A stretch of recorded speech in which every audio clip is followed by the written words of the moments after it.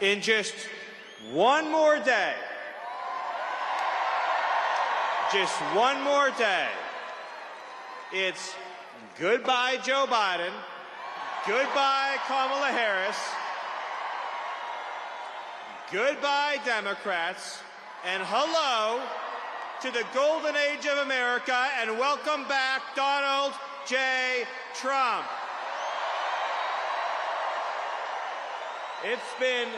It's been 4 long years. It's felt like 400 years. 4 years of weakness. 4 years of humiliation and embarrassment. 4 years of persecution. 4 years of inflation, poverty, incompetence. 4 years of betrayal. 4 years of wide open, undefended, unprotected open borders. But tomorrow, at 12 p.m., that's all going to end. Because after 4 years of fighting, after 4 years of struggle, after 4 years of pain and, yes, suffering, after 4 years of trials, we are now at the dawn of our greatest victory. And each and every one of you shares in this victory. Your hopes, your dreams, your sweat, your sacrifice, your devotion, and those of millions of patriots around this country has delivered America to this moment where we can proudly say that the 47th President of the United States is Donald J. Trump. And the Vice President of the United States is J.D. Vance. America, ladies and gentlemen, is about to become strong again. It's about to become proud again. It's about to become free again. And it's about to be a country that is respected by every other nation around the world. They're not going to kick us around. They're not going to abuse us. They're not going to exploit us, because they know if you mess with America, then you're going to have to deal with President Donald Trump. And Donald Trump will never apologize for this country. Donald Trump will never, ever, ever allow other countries to dictate to us, to tell us how to run our economy, to tell us how to police our borders. Because Donald Trump believes in 2 simple but powerful words, and those words are America first. Let me remind you of all that transpired to arrive us at this moment. The Democrat Party and the radical left did everything in their power to try to put President Trump in jail. They lied about him, they framed him, they smeared him, they defamed him, they indicted him, they tried to imprison him and to take away his freedom, to take away his family, to take away his business, to take away your voice, your future, to take away your hopes, your dreams, your government, your country. And Donald Trump nearly lost his life on a stage in Butler, Pennsylvania, and then again a few short weeks later. And no matter what they threw at him, no matter the danger, no matter the horrors, no matter the abuse, no matter the corruption, the persecution, no matter how much the broken system tried to stop that man, he would not be stopped. Because he has always been fighting for you. He has always been fighting for all of us. And what is that going to look like come Monday afternoon? It's going to mean an executive order ending the border invasion, sending the illegals home, and taking America back. It's going to mean the eradication of the criminal cartels and the foreign gangs who are preying on our people. And it's going to mean justice for every American citizen who has lost a loved one to an illegal alien. It's going to mean justice for Laken Riley. It's going to mean justice for Jocelyn Nungary.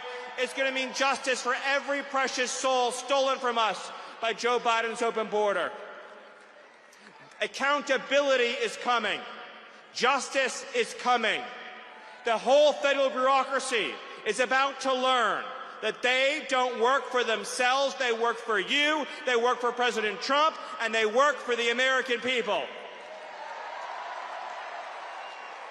We are about to get our country back and our democracy back. And we are about to have a government at every level that is fighting for you, your family, and your future, lowering the cost of living, lowering the cost of health care, defeating inflation, getting criminal thugs off our streets and behind bars so that our kids can live in safety. We're not going to walk over piles of needles to take our kids to the park. And we're not going to let the radical left indoctrinate our children into believing there's 435 genders. Because President Trump knows there are men and there are women. And it is not up to you whether you're a man or a woman. That's a decision that's made by God, and it can't be changed.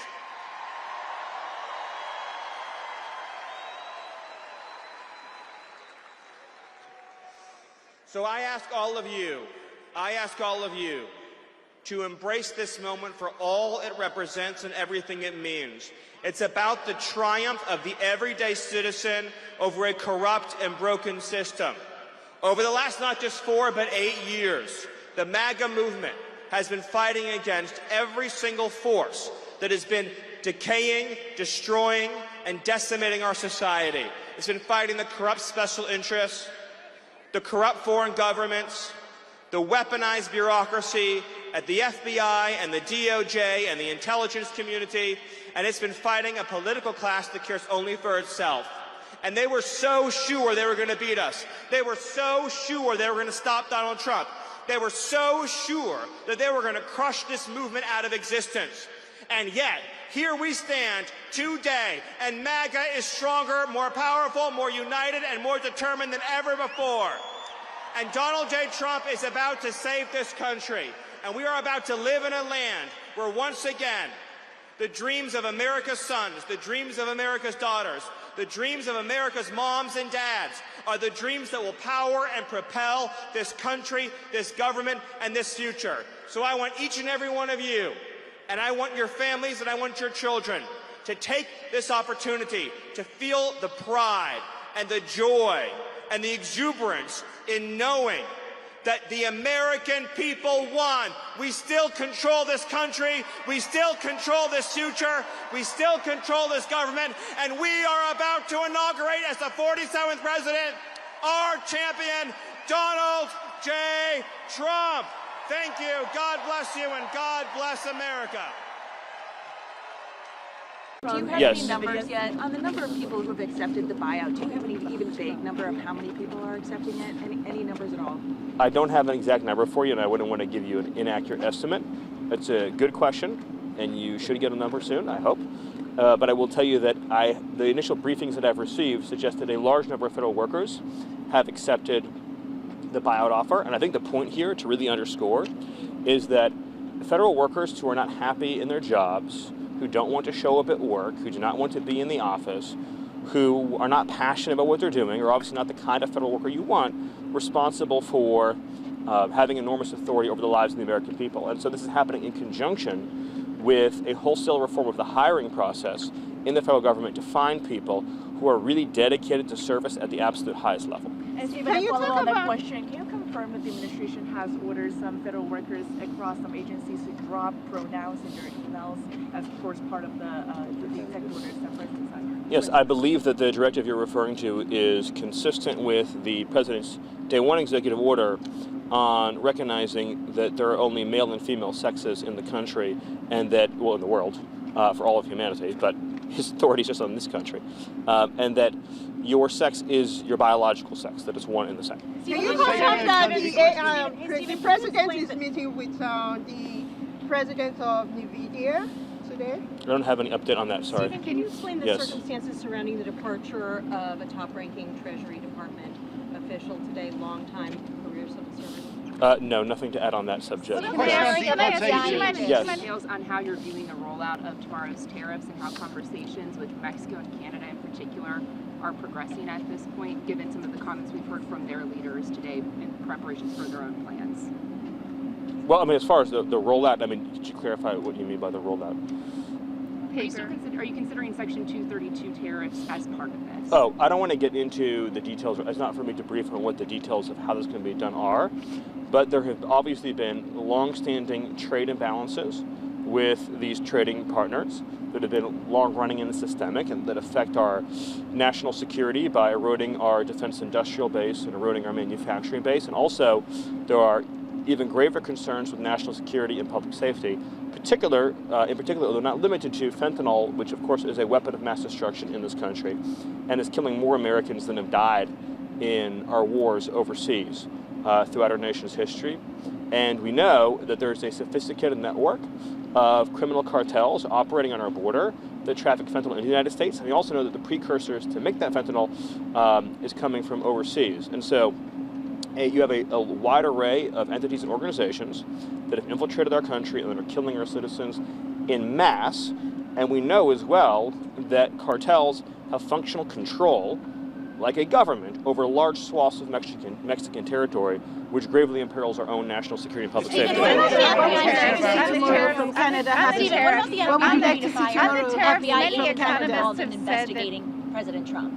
Well, with respect to the FBI, and I would just say to the law enforcement and intelligence community in general, it's clear that there has been vast weaponization of the law enforcement apparatus against President Trump, against President Trump's family, his staff, conservatives in general, Republicans in general, and the American people. This was litigated for 4 years, right, from 2021 through the election, the question of the weaponization of the justice system. Of course, it started back in 2017, but in other words, the whole period of the Biden presidency, this was probably the most discussed and litigated issue, and the American people rendered an overwhelming verdict on the question of whether or not we need to clean ranks in our law enforcement and intelligence communities and ensure that the partisan weaponization of our justice system ends. Are there any talks underway right now to try and avoid those tariffs? Any negotiations underway with Canada and Mexico? Nothing to add on that subject. Let me take two more questions. Can I just ask on the economic impact of the tariffs? Career officials are being locked out of payment systems at various government agencies.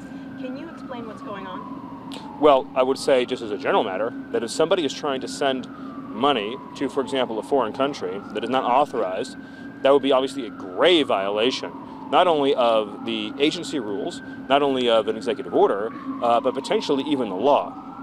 And if an individual has been relieved of duty, hypothetically, or has been placed on leave, and is still trying to send taxpayer dollars overseas, that obviously would be an extremely serious infraction. But a standard protocol, of course, if someone has been placed on leave, to lose access to your devices. We're talking about people who have the ability, with the press of a button, to send billions of dollars to foreign countries. All right, one more question? Can we talk about the economic impact? Thank you. Yesterday, the president said that the situation in the Democratic Republic of Congo is very serious. Can you elaborate a little more? I can't add anything to his statement at this time, but we should follow up with you on that. And Can you tell us last question. Would you say that part of the administration's goal is, of course, to crack down on illegal immigration, but to curb legal immigration as well?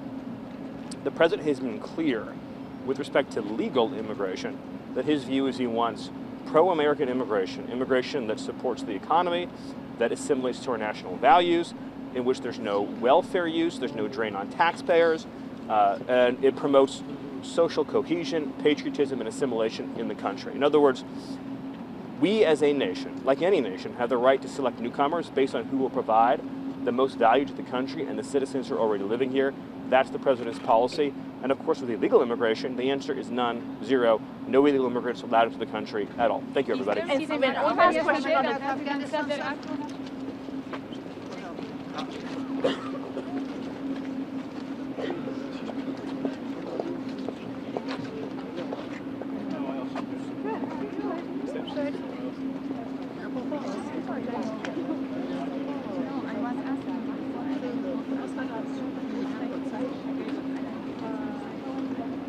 On how you're viewing the rollout of tomorrow's tariffs and how conversations with Mexico and Canada in particular are progressing at this point, given some of the comments we've heard from their leaders today in preparations for their own plans. Well, I mean, as far as the rollout, I mean, could you clarify what you mean by the rollout? Are you considering Section 232 tariffs as part of this? Oh, I don't want to get into the details. It's not for me to brief on what the details of how this is going to be done are, but there have obviously been long-standing trade imbalances with these trading partners that have been long-running and systemic and that affect our national security by eroding our defense industrial base and eroding our manufacturing base. And also, there are even graver concerns with national security and public safety, in particular, although not limited to fentanyl, which of course is a weapon of mass destruction in this country and is killing more Americans than have died in our wars overseas throughout our nation's history. And we know that there's a sophisticated network of criminal cartels operating on our border that traffic fentanyl in the United States. And we also know that the precursors to make that fentanyl is coming from overseas. And so you have a wide array of entities and organizations that have infiltrated our country and that are killing our citizens in mass. And we know as well that cartels have functional control, like a government, over large swaths of Mexican territory, which gravely imperils our own national security and public safety. He has ended all DEI across the federal government. He has terminated all federal workers involved in promulgating these unlawful policies. He has ended diversity, equity, and inclusion in all federal contracting. He has restored merit as the cornerstone of all federal policy, restored the full, fair, impartial enforcement of our federal civil rights laws for the first time in generations. And he has cracked down on individuals across this government and nonprofits who have engaged in illegal racial discrimination against the American people. This includes making clear to every educational institution in this country that ending diversity, equity, and inclusion, ending unlawful race discrimination, is a precondition of receiving federal funds. He has also saved women's sports by ending the participation of men in women's sports. He has ended radical gender ideology across the entire federal government, and he's pressured the private sector to also end and combat radical gender ideology. He's reestablished the scientific and biological truth that there are only two sexes in this country, male and female, that those are biologically based determinations. They are not based and can never be based on gender identity.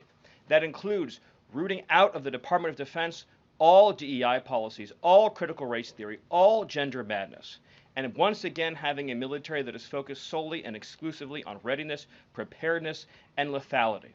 Border crossings, since the day he took office, are down 95%. I think it's almost impossible to even describe the scale and scope of that achievement. President Trump, within days of taking office, cut border crossings 95%. And those few who have dared to cross are being either prosecuted or deported. They're either facing significant jail time for trafficking, smuggling, harboring, aiding, impeding, or they're being immediately removed from our soil. Either way, at the end of the process, they are going home. He's re-implemented Remain in Mexico, and he has obtained historic cooperation from foreign countries all around the world in accepting their deportees back. And he has used the United States military to fully seal the southern border with a historic deployment of both active duty and National Guard troops, resumed the building of infrastructure, he has opened up Guantanamo Bay, and he's using military aircraft to carry out deportations all across this country. And ICE is joining with ATF, DEA, and FBI to carry out the largest deportation operation in American history. The criminals are going home. The border is sealed shut. America is safe, sovereign, proud, and free. We are a nation that everyone in the world understands all across this planet. You do not come here illegally. You will not get in. You will go to jail. You will go home. You will not succeed. This is the biggest and most successful change in any area of law enforcement that this nation has ever seen, and he did it in under 1 month. Thank you. Reagan. Yeah, what about I have a question Oh, the for IRS. Stephen. Excuse me, I just called on Reagan. Reagan, go ahead. I have a question for Stephen and a question for Mike. Sure. Stephen, I can start with you. There have been reports that Trump is unhappy with the rate of deportations and he wants them to be higher.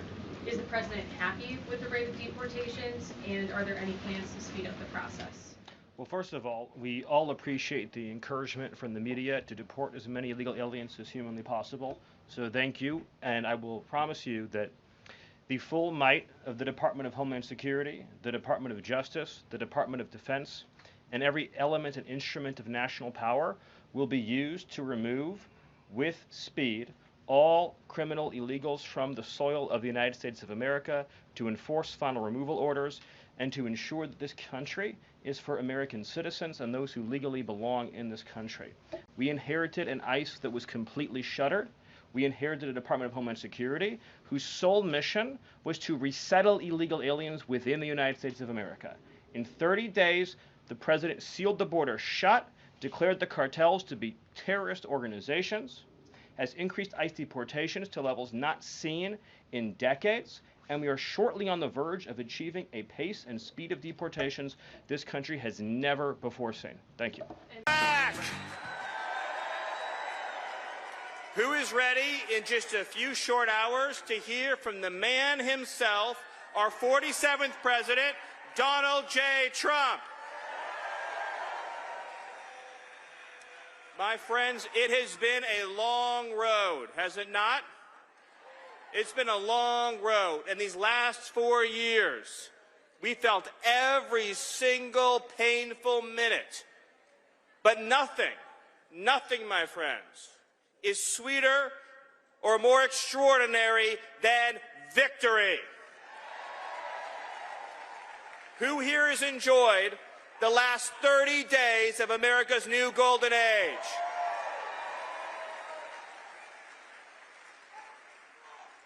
And who here has been filled with pride and excitement in watching President Trump install the most extraordinary cabinet and team any of us has ever seen? Our new Secretary of Defense, Pete Hegseth. Our new Secretary of Health and Human Services, Robert F. Kennedy Jr. Secretary of Homeland Security, Kristi Noem. Secretary of State, Marco Rubio. And of course, we have at the Department of Government Efficiency, Elon Musk. White House Chief of Staff, Susie Wiles. And perhaps the most exciting of all is the fact that every single day, the entire White House staff, the entire administration, the entire cabinet, on behalf of President Trump and his extraordinary leadership, is getting the lies out of our schools, the men out of women's sports, the poison out of our foods, the woke out of our military, the predators off our streets, and the illegal aliens the hell out of our country.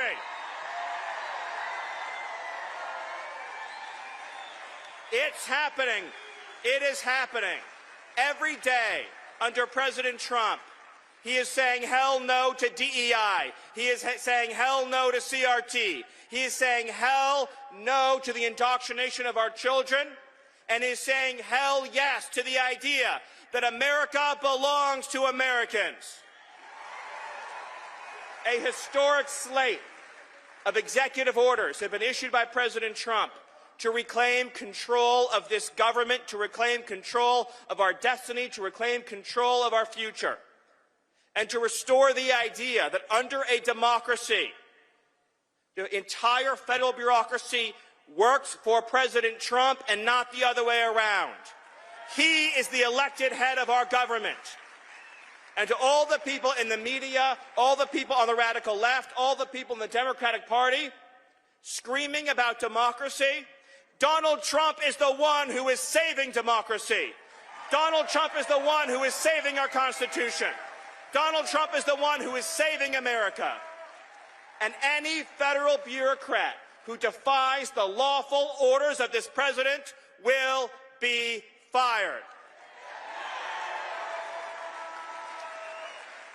President Trump will ensure that whether you work at the FBI, whether you work at the CIA, whether you work at the Department of Homeland Security, the Department of Justice, the Department of Health and Human Services, career civil servants, also known as bureaucrats, work for the American people, and they work for the president the American people elected. They do not set their own agenda. They do not write their own rules. They do not work for themselves. They work for each and every one of you. You pay their salaries. You pay for the buildings they work in. You pay for every single thing they do.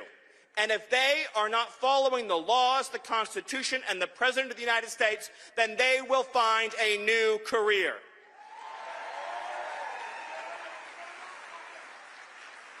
By the way, speaking of the FBI, who here is thrilled about Kash Patel?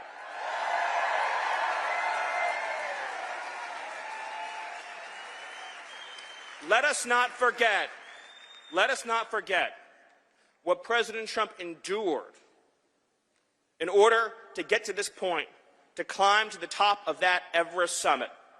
Let us not forget what this whole movement has endured to reach this glorious day. 8 long years of weaponized government, the Russia hoax, the Ukraine hoax, one lie after another, one fraudulent impeachment after another, one hoax, one smear. Government weaponized at every level against democracy. Government weaponized at every level against the people.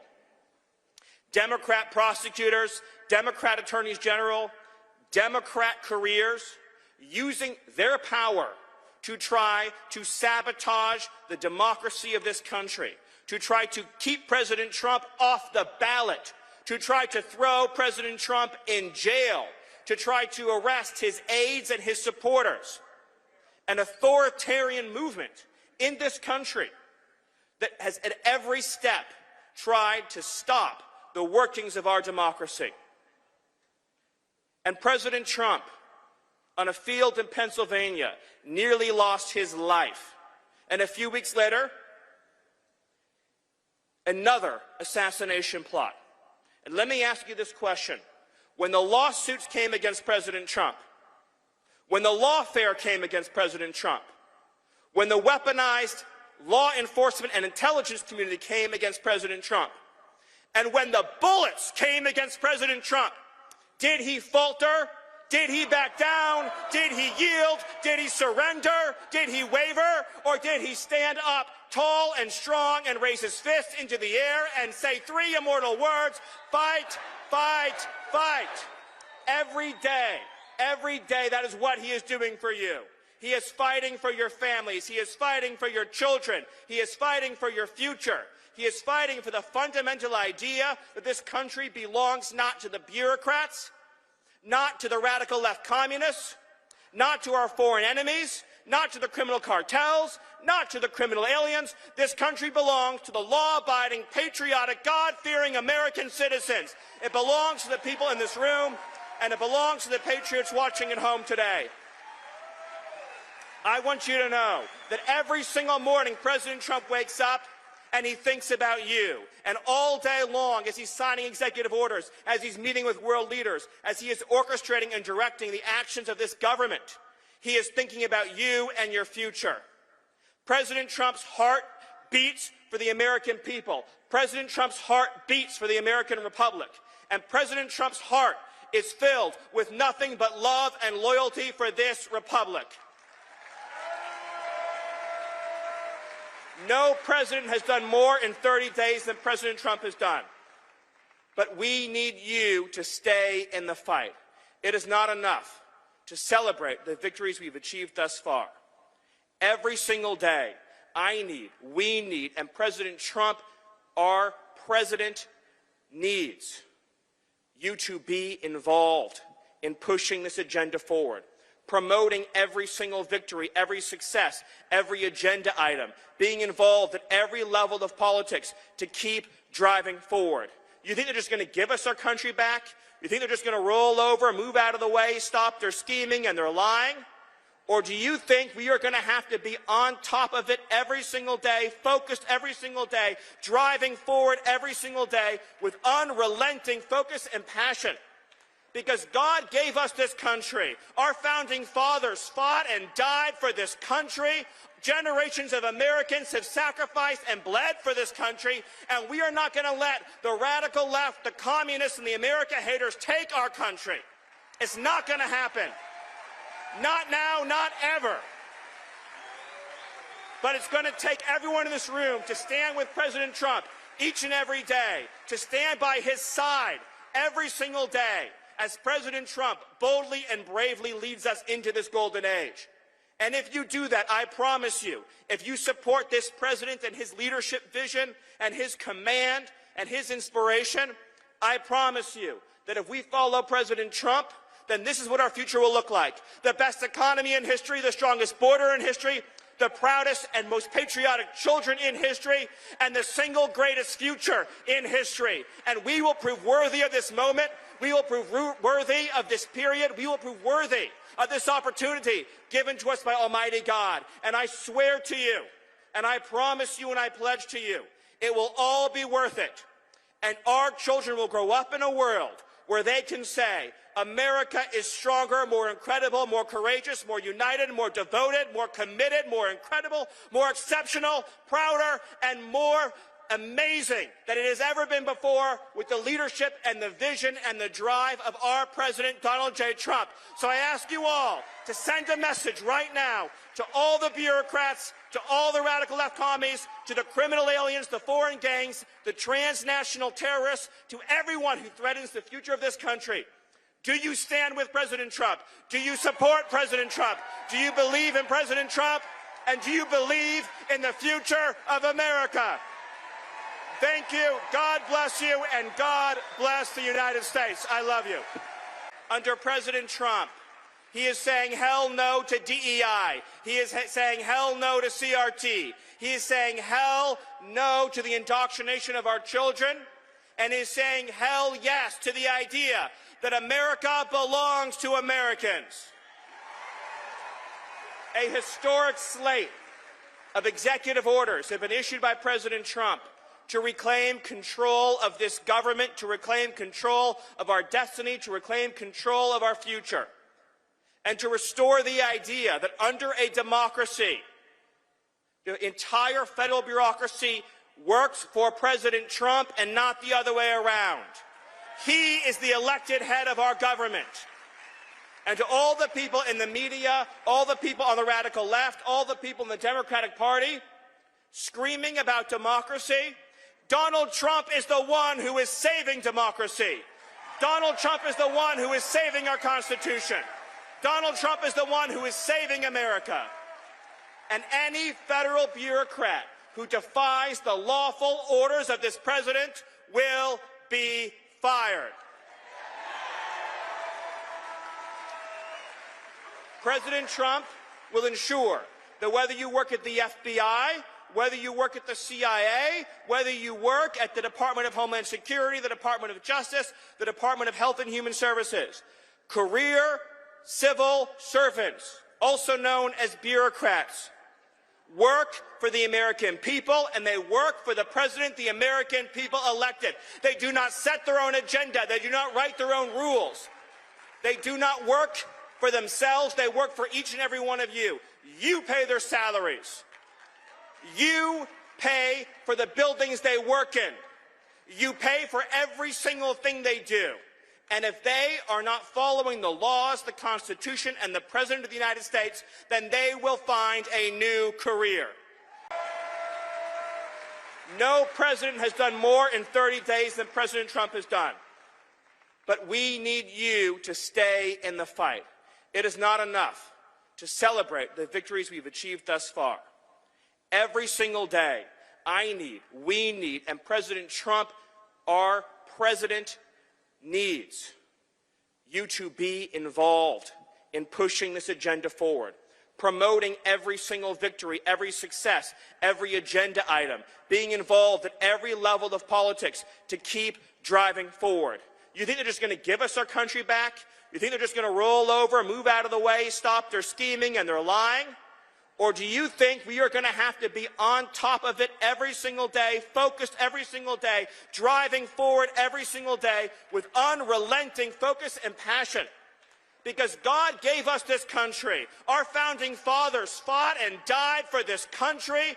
Generations of Americans have sacrificed and bled for this country, and we are not going to let the radical left, the communists, and the America haters take our country. It's not going to happen. Not now, not ever. But it's going to take everyone in this room to stand with President Trump each and every day, to stand by his side every single day as President Trump boldly and bravely leads us into this golden age. And if you do that, I promise you, if you support this president and his leadership vision and his command and his inspiration, I promise you that if we follow President Trump, then this is what our future will look like. The best economy in history, the strongest border in history, the proudest and most patriotic children in history, and the single greatest future in history. And we will prove worthy of this moment. We will prove worthy of this period. We will prove worthy of this opportunity given to us by Almighty God. And I swear to you, and I promise you, and I pledge to you, it will all be worth it. And our children will grow up in a world where they can say, America is stronger, more incredible, more courageous, more united, more devoted, more committed, more incredible, more exceptional, prouder, and more amazing than it has ever been before, with the leadership and the vision and the drive of our President Donald J. Trump. So I ask you all to send a message right now to all the bureaucrats, to all the radical left commies, to the criminal aliens, the foreign gangs, the transnational terrorists, to everyone who threatens the future of this country. Do you stand with President Trump? Do you support President Trump? Do you believe in President Trump? And do you believe in the future of America? Thank you. God bless you, and God bless the United States. I love you. Back. Who is ready in just a few short hours to hear from the man himself, our 47th president, Donald J. Trump? My friends, it has been a long road, has it not? It's been a long road, and these last 4 years, we felt every single painful minute.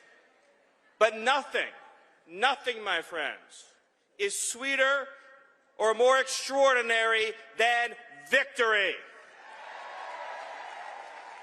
Who here has enjoyed the last 30 days of America's new golden age?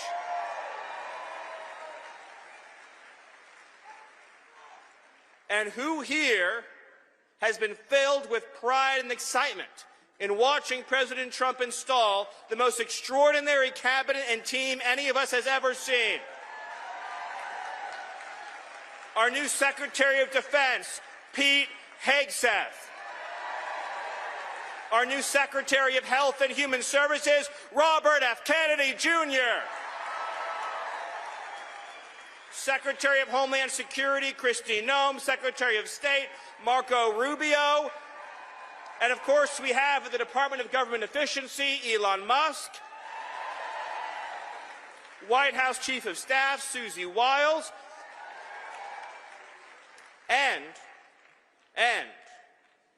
perhaps the most exciting of all is the fact that every single day, the entire White House staff, the entire administration, the entire cabinet, on behalf of President Trump and his extraordinary leadership, is getting the lies out of our schools, the men out of women's sports, the poison out of our foods, the woke out of our military, the predators off our streets, and the illegal aliens the hell out of our country.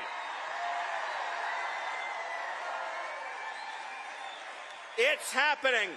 It is happening every day. You can give us about how Trump prepared, how he wrote his speech, who's going as guests, if you can give any preview? Well, all I can say is that President Trump is the greatest orator we've ever had in the Oval Office. Every time he's done one of these addresses, Americans have been overwhelmingly blown away, excited, thrilled. It's an opportunity for President Trump, as only he can, to lay out the last month of record-setting, record-breaking, unprecedented achievements and accomplishments that have made this opening to the presidency the most successful opening to any presidency we've ever seen in American history. Stephen, can you confirm that top aides for the president are discussing ending military aid to Ukraine? No announcements to make on anything related to that issue right now, but I will say that public polling is showing that Americans overwhelmingly support President Trump's approach to the war in Ukraine and his push to have an end to the fighting, a peaceful settlement, an end to the bloodshed, and that where President Trump is where the American people are. We've seen, by contrast, the incredible underwater numbers for President Biden on Ukraine and the policy of forever war. So once again, President Trump is leading with strength and leading with purpose and vision, and the American people overwhelmingly support his position. Stephen, President Putin has expressed interest in cutting a mineral deal with President Trump in the United States. What is the administration's stance on that? I appreciate the question. Again, I'm going to refrain from making any news on the Ukraine war right now, but just reiterate that President Trump remains committed to achieving a peaceful settlement, which is the outcome the American people overwhelmingly seek and desire. I've got time for two more questions. With regards to Guantanamo, is the administration backing away from housing migrants in Guantanamo? No, far from it. The Guantanamo Bay is a pillar of this administration's plan to deal with and remove high-threat criminal aliens, as well as to increase and expand our overall detention capacity. And we are using, President Trump is deploying a multifaceted approach to ending migrant crime, sealing the southern border, repelling the invasion, and shutting down trafficking networks, smuggling networks, and now foreign terrorist organizations in the form of criminal cartels and transnational gangs. Gitmo is a major part of that. You've obviously seen more and more assets deployed to the southern border from the Defense Department. This is not just a homeland security mission. This is a military mission. These are the cartels are foreign terrorist organizations, and President Trump is deploying all resources and authorities necessary to end the threat from these foreign terrorist organizations. I have time for one more question. Mr. Witkoff mentioned that Lebanon may possibly join the Abraham Accord. I mean, we're talking about like dispute. I'll let Mr. Witkoff answer that question. I have time for one more question. With regards to I'll do two more. And then you. Sorry about follow up. Thanks, Stephen. With regards to Gitmo, though, yes, the administration has been moving a lot of migrants from Gitmo, some back to the U.S., some to other countries, but it does appear none back to the U.S. That's not correct. None back to the U.S. No. It was important to understand. Some haven't been flown back to Alexandria. No. What's important to understand about Gitmo is that this is an immigration detention facility. So the objective is to get high-threat criminal aliens out of the United States, not only them, but this is a major part of it, put them into a facility that is safe and secure for some of the most dangerous organizations and entities on the planet, and then find an ultimate and final destination for those aliens. So we're talking about, I don't want to get into any operational details, but you're talking about individuals who I'm not exaggerating when I say this. If they were this close as we are right now, and they had the ability to grab a sharp object, they would kill the person that far away in half a second. That is how dangerous they are. If they are not in a state of constant control, physical control and monitoring, I mean, you give a pair of eyeglasses, they would break off a piece of the eyeglass and they would stab someone right through the neck. I mean, that's how dangerous these individuals are. And they're here in our community. So we're getting into a secure facility. Gitmo's also set up by Congress to handle migrant processing in a more general way, too. And we're working on building out that capacity. Well, the emphasis right now is on these very high-threat criminal aliens. I just want to underscore that President Trump, he's made the designation. Tren de Aragua, MS-13, 6 criminal cartels in Mexico are now all designated as foreign terrorist organizations.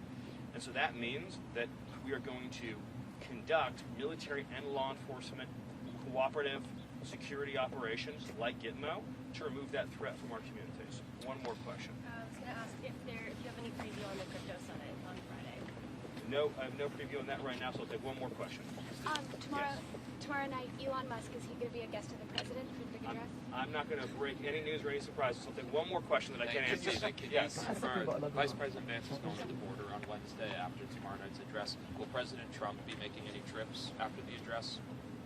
Well, I think let the White House team that is working on the post-joint address plans announce that, but I would just say that the success story this administration has to tell, because of its actions on the border, because of President Trump's actions on the border, is truly without equal. President Trump came into office, he deploy the military. He set up a series of historic international agreements, deploy new law enforcement strategies, new prosecution strategies, and significant counter-cartel and counter-smuggling strategies that have resulted in a 95% drop in illegal crossings. And of course, those who do cross face significant, steep criminal penalties and deportation from the country. So it is the most, you will never find an example of any law enforcement threat or national security threat where you've achieved such a rapid 180 in approach, strategy, and results, and it is truly something to celebrate, while at the same time recognizing that the criminal cartels control and govern the FTOs, the territory in Mexico, and represent a continued, sustained, and dire threat to the United States. And the American government, under President Trump's leadership, will continue to explore all options necessary to deal with that dire threat. Thank you all. Thanks, guys. Have a good one, all right? The first point after the president Saudi Arabia. Just to follow up on a question. It's not correct. Guys, we got to. 48 was from Alexandria. I'm just trying to clarify that. From Gitmo to Alexandria, Louisiana, 48 to the phone back. That's not correct. My understanding is that it's not. The bell. Industrial base. You were about to ask a question? If things go your way in court this afternoon regarding the Enemies Act, how many more flights do you anticipate would head towards El Salvador in the coming days? Well, I'm not going to reveal details of the president's full plan and the administration's full plan with respect to the dismantlement and eradication of TDA. But a few points on this. One is that the president reserves the right to exercise all necessary authorities to secure the homeland and to repel any invasion or incursion. The judge, which is truly beyond comprehension and belief, issued his unlawful order without even receiving any information on this terrorist organization, on the diplomacy that had been conducted internationally by the Secretary of State, any briefing from the intelligence community, any information at all, let alone the fact that he's trying to issue the movement of aircraft that are operating outside the United States, the legal equivalent of directing troop movements overseas or moving around an aircraft carrier on matters of essential national security. It is certainly, I would think without question, the most unlawful order that any district court judge has issued in our lifetimes without even a close second. And it put the lives in danger of the Homeland Security personnel on those aircraft, and it jeopardized enormous, massive diplomatic and security issues across the entirety of the Western Hemisphere. At a fundamental level, a district court judge has no authority to direct the national security operations of the executive branch. The president is operating at the apex of his authority when you are dealing with questions of invasion and questions of alien enemy infiltration, as well as the expulsion of terrorist illegal aliens from the country. That's the president operating at the absolute apex of his constitutional authority. And the founding generation that wrote this law very clearly, these are the same people who wrote the Constitution, very clearly wanted to ensure the president had the broadest range of authority to remove from the nation non-citizens who are part of an alien enemy force. And that's the authority the president has. And in the coming days, you will see the full suite of presidential authorities used to extirpate this gang, this terrorist organization from our soil. So should other Americans be concerned they'll be deported without due process? We'll use the word Americans. We're talking about illegal alien foreign terrorists. So illegal alien foreign terrorists should be concerned that they will be deported from the country, because they will be deported from the country. Yes. You said the judge's order was illegal. Is it because the TRO was illegal that the planes didn't turn around for the oral order from the judge? The actions of the Departments of Justice, Homeland Security, and Defense were not in conflict with the judge's order. But at the same time, it is also true that the judge's order was patently unlawful. Beyond unlawful, it was an outrageous assault on the Constitution, an outrageous assault on the sovereignty of the nation, and on democracy itself. The American people elected a president on an explicit promise. By the way, for those of you who followed the campaign, how many times was the Alien Enemies Act discussed in the campaign, right? Is one of you unaware of this? Not one of you is, right? This was discussed extensively in the campaign, going back even to the primary, right? On Agenda 47, walking through the use of the Alien Enemies Act. The American people voted for this specific action to occur, and it has occurred, and it is occurring, and it will continue to occur. And the idea that a single district court judge has the authority to direct, as though they were the president, the movement of airplanes around the globe is, again, it is the most outrageous thing I've seen from a district court judge in my lifetime, but frankly, going back multiple lifetimes. So, to that point, yes. does the president believe that he needs the Enemies Act to successfully remove these individuals? The president has a vast array of authorities to remove illegal aliens. The Alien Enemies Act provides provides particular and additional authorities to achieve these removals as quickly and as expeditiously as possible. But most importantly, it allows it to occur in a way that ensures the lowest level of risk for the American people, the least possibility of individuals absconding, escaping, or otherwise frustrating their removal. Stephen, we all with Colombia. Stephen, so the president last night said that President Biden's pardons of those involved in the January 6th committee are void. Does it mean that he might have plans to further investigate either January 6th or the 2020 election results? Well, I mean, the president said, since this is an important point, by the way, it's not just that the pardons were signed with an auto pen. It's that clearly the former president, Joe Biden, had absolutely no awareness of or any clue about what was being signed in his name when he's on a beach in Delaware doing God knows what. In other words, you have all these instances where you can show that something was signed by an auto pen when Joe Biden was not even physically present, aware, around at all. And so the accumulation of evidence makes clear that Joe Biden had no awareness, no knowledge, no participation, and frankly in the administration of government for 4 years, but in particular in this case with respect to these pardons, which then means, of course, the Department of Justice has its own authorities to pursue as it sees fit. Any other questions? Stephen, on the same note, are you aware of any investigations that the president has called for into any of the people who were on the January 6th committee? Well, I mean, the president has been clear publicly for a long time about his view about the misconduct that has occurred. For example, the erasure of all of the records, what can only be described as one of the most preposterous cover-ups that we've ever seen. And again, the Department of Justice has its own authorities and is able to pursue those under the direction of the Attorney General. Full cooperation. Any further questions? Just a quick question on the difference between the written order and a verbal order. Caroline was asked about this in the briefing, and she sort of suggested that maybe the administration doesn't necessarily view these as having the same weight. Is it the administration's understanding that you would comply with the verbal order? Well, again, the whole thing is just preposterous. So, as the Department of Justice has said in writing, nothing the administration did conflicted with the court order. But there's a bigger issue here, which is the court order is patently unlawful. And if we got into a place in this country where district court judges could, for example, help's the wrong word, could interfere and direct specific targeting or non-targeting in, say, who to control territory, could direct which general on the battlefield is going to be in charge of making which decisions, could direct, for example, we can send this military asset to this country, but not this country, could direct what intelligence we could share with Israel versus with Saudi Arabia. If a district court judge can be involved in the conduct of our foreign policy, under no definition do we have a democracy in this country.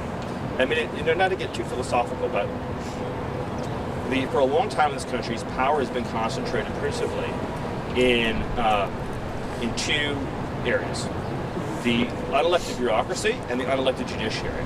And power has been increasingly concentrated in these two areas. And in the case of the hard left, the judiciary takes steps to protect the bureaucracy, and that further it shrinks the circle in which democracy is occurring. So take an example just like firing recalcitrant bureaucrats. So bureaucrats serve at the pleasure of the president. The president is elected by the American people. So you have unelected judges taking the jobs of unelected bureaucrats to pursue their own policy preferences. So when Americans vote for big shifts in policy, they're voting for the president. So we tend to think about executive power as this, well, it should be, and we ought to think about it as being a unified power. But what it's become increasingly is a severed power, and more of it has been accumulated in the bureaucracy. And then with unelected judges, empower the bureaucracy. So, for example, there's a large section of our bureaucracy that doesn't want to deport any of these aliens, right? And they collude with the ACLU and the judiciary to try to keep them here in this country. So this is really about the restoration of democracy and saying that the person that's elected by the whole American people can implement these big policy shifts. Otherwise, what you have, which has unfortunately afflicted a lot of the Western world, is a situation where voters can't vote for the change that they want. And so this is really fundamentally about democracy. The American people said to get these terrorist gangs the hell out of our country. The president has plenary authority under the Constitution, under the Alien Enemies Act, under the INA, under core Article 2 powers to achieve that. And no district court judge who presides over just some small, like little geography of the whole country could possibly presume to have the authority to direct the expulsion of terrorists from our soil, who, by the way, are also here illegally. Thank you, everybody. Stephen. Thank you. Thank you. Criminal record here in the U.S. according to these deportation orders, and he had no criminal record in Venezuela either. So why do you think someone like that should be sent to a maximum security I'm sorry, I'm prison? confused by the question. Is it your position that a member of Tren de Aragua who is in our United States illegally should be allowed to commit crimes limitlessly until such time as that individual is incarcerated, that it should be open season on Americans, that TDAs come in, it's like ISIS coming into your country, or Al-Qaeda coming into your country, and that you let them stay here, catch and release, catch and release, catch and release, and then eventually, only after they've served some prison time in America, do they get sent out? Our job is to send the terrorists out before anyone else gets raped or murdered. Other questions? The protest outside the White House last night featured Palestinian flags, but also I saw Hamas flags flying outside the White House. Does this administration believe that the flying of these flags could be a national security risk outside the White House? Well, I'll reframe the question to just say that the administration continues to take the view that any foreign nationals who are visiting our country are prohibited from supporting any designated terrorist organization, such as Hamas. Any other questions? Is President Trump still calling for the impeachment of Judge Boasberg in this case, despite what Chief Justice Roberts said yesterday? Of course the president stands by his comments, absolutely, as do we all, as does the entire administration. You cannot have a democracy where single individual district court judges can assume the full total powers of the commander-in-chief. Even on the Supreme Court, it takes the agreement of 5 Supreme Court justices to change a federal policy. 5. A single district court judge out of 700 cannot set policy for the entire nation, let alone on national security and public safety issues. The president has been clear that he has tremendous respect for Justice Roberts and believes it's essential the Supreme Court crack down and stop this assault on our democracy from these radical, rogue judges that are usurping the powers of the presidency and laying waste to our entire constitutional system. Last question. Can you explain more on the Democrat terrorism issue of the Teslas being destroyed? Can you explain more on the issue of the Teslas? Yeah, the president strongly condemns left-wing domestic terrorism in the clearest and most forceful terms we possibly can. Yes, good question. Just quickly, 2 things. I think what she was trying to say was that, not arguing that there were TDA members on the plane, but there were other people. Is there going to be other evidence shown from the administration they're that all trained Aragua. And again, let me give a concrete example of this just to illustrate the principle here. Let's say that you have a family living in a neighborhood, and next to them, they have little children. Next to them is a trained Aragua gang member who, as a document of the proclamation, are sent here by a hostile regime and is the most violent and ruthless criminal terrorist organization in the Western Hemisphere. So, do our counterterrorism officers arrest and remove the terrorist? Or do we say, we'll leave you there, you can rape and murder the people next to you, and then after you rape and murder them, and then only then will we remove you? We're not going to let anyone get raped or let anyone get murdered by terrorists. I got it wrong. Other questions? Is President Trump still calling for the impeachment of Judge Boasberg in this case, despite what Chief Justice Roberts said yesterday? Of course the president stands by his comments, absolutely, as do we all, as does the entire administration. You cannot have a democracy where single individual district court judges can assume the full total powers of the commander-in-chief. Even on the Supreme Court, it takes agreement of 5 Supreme Court justices to change a federal policy. 5. A single district court judge out of 700 cannot set policy for the entire nation, let alone on national security and public safety issues. The president has been clear that he has tremendous respect for Justice Roberts and believes it's essential the Supreme Court crack down and stop this assault on our democracy from these radical, rogue judges that are usurping the powers of the presidency and laying waste to our entire constitutional system. Last question. Do you understand that? Stephen, can I ask, as a matter of policy, does the administration believe that immigration judges, because they're under DOJ, that their orders can be overruled by what the administration wants? Is that a general matter of policy? Well, actually, so specifically, the Attorney General has authority to overrule the immigration courts, and that's actually by statute, yes.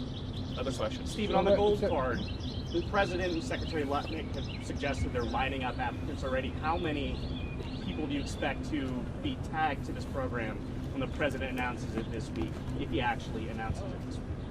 I'll let Secretary Letnick provide that update, but I appreciate that. The White House administration is going to deport 1 million undocumented people. Much more than that. Much more. Stephen, also Stephen, update. how are you? Hey, I'm good, thank you. Good morning, everybody. Who wants to go first? I'll ask, do you plan on ramping up the or does the administration plan on ramping up deportations to El Salvador? And how many people do you want El Salvador to take from the United States? Well, as an example, there are thousands of either trained Nicaragua members left in this country or their affiliates and associates. So obviously some portion of those will be going to El Salvador as part of our effort to eradicate this foreign terrorist organization from the United States. But there's no upper limit to the agreement. We're going to continue to send foreign terrorist aliens to El Salvador as well as to many other countries. I think you were first, I think. Is the President asking President Bukele today to send Mr. Abrego Garcia back to the U.S.? Well, again, to be very clear about this, the Supreme Court ruled that the district court cannot, obviously, compel us to conduct diplomacy or foreign policy with another nation. And so they overturned the district court order, and they said very clearly that the district court, it was actually a unanimous ruling, overreached in that ruling. I'm not going to reveal any head of state conversations or conversations at the State Department or the lower level, but the important point that we all agree on is that he's an El Salvadorian.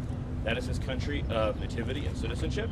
He is an illegal alien in the United States. He has no lawful right to be here. He was issued a final order of removal from this country, and so it's up to El Salvador and to the government and the people of El Salvador what the fate of their own citizens is. We can't extradite citizens of foreign countries to our country over the objection of those countries. Obviously, to do that would be a monstrous violation of international law. We can't go into other countries and kidnap their citizens and then take them back into our country. That's up to El Salvador and their own. But you can ask them to send him back, right? But it's their own citizen, right? So remember, this whole entire conversation has been wrong from the beginning because nobody was mistakenly deported anywhere. That's like the big fact that most of you have gotten wrong. No one was mistakenly sent anywhere. The only mistake that was made is a lawyer put an incorrect line in a legal filing and they've since been relieved of duty. He is El Salvadorian. He is an illegal alien. He was deported to El Salvador. I would welcome anyone here to tell me what country they think we should be sending El Salvadorian illegal aliens to. Didn't a judge order that he not be deported to El Salvador 5 years ago? So what you're referring to is an immigration judge. So that's Article 2, not Article 3. So there was no Article 3 restraint on his removal. A withholding order or a cancellation of removal order, first of all, as I'm sure you know, does not eliminate the deportation order, right? We all agree on that. So his status was he's an illegal alien who's been ordered deported, which means he can be indefinitely detained and removed to any other country in the world, right? He can be sent to literally any country on the face of the earth. But the preference, general matter, is to deport someone to their home country, right? In this case, El Salvador. Because he is a member of a foreign terrorist organization, withholding orders don't apply to FTOs for obvious reasons. So if you had an illegal alien, say from Syria, who's a member of ISIS, they can't apply for withholding of removal. So that principle applies here. Furthermore, the gang that he said was going to persecute him, so this theory that he's an MS-13 and there's this rival gang, the 18th Street gang, doesn't exist anymore in El Salvador. So the entire concept is false. But again, when the media talks about the idea that there was a mistaken removal, it implies to, I think, a normal listener the wrong person was sent somewhere. He's an illegal alien from El Salvador. Where was he sent? To El Salvador. Where does he belong? In El Salvador. Right? It's different. He belongs. Sending someone home and sending them into a prison that they could remain in for It is life. up to El Salvador how to handle the process for their own citizens. Again, what you seem to be asking us to do is to change the government and the laws of El Salvador. So if we deport somebody back to, for example, Syria, should we be closely involved on a day-to-day basis with the Syrian government, detailing that person's life and future? If we deport, say, 100,000 people back to Haiti, should we open a case file on each of those 100,000 people and ask every day, what's their housing situation? What's their healthcare situation? What might they need? What might they want? Once someone's out of our country, that becomes the problem of their host country, not our country. These people chose to invade us. So there's a lot of concern from the corporate media about the invaders, but they chose to invade us. It's our responsibility to return them back to where they came from, or another country willing to take them. Stephen, is the president going to... I'll let Secretary Letnick provide that update, but I appreciate that. White House administration is going to deport 1 million undocumented people? Much more than that. Much more. Stephen, also of the 10 alleged gang members that Secretary Rubio said were sent to El Salvador over the weekend, what sort of due process did they get as mandated by the Supreme Court? Well, you're talking about the alien enemies? Yes, the alien. So first of all, a number of those are MS-13. So again, those are just standard removals of El Salvadorians to El Salvador. And without, what evidence did you provide that they were MS-13? Okay, so we seem to be confused about this. Illegal aliens from El Salvador, again, get deported to El Salvador. Do you all appreciate that like tens of thousands of El Salvadorians have been deported to El Salvador? You seem to be under the impression that El Salvadorians living in our country illegally just get to stay here. They don't. They get arrested and deported. Then the fact that they're MS-13 just puts an extra priority on our deporting them. But we would deport someone to El Salvador regardless of whether or not they were MS-13 if they were here illegally. That's just an extra, because of the priority on public safety threats, we're emphasizing the removals of gang members, in this case, foreign terrorist organization gang members. But as to your other question, they went through all of the due process, as you would call it, that is required by law. So, but I just want to, what I find so mystifying is that I've been talking to you all for a very long time. I legitimately, in my entire, going back years actually, in my entire professional life, I've never received this many questions from the media about an American who was raped or murdered by an illegal alien. Legitimately never.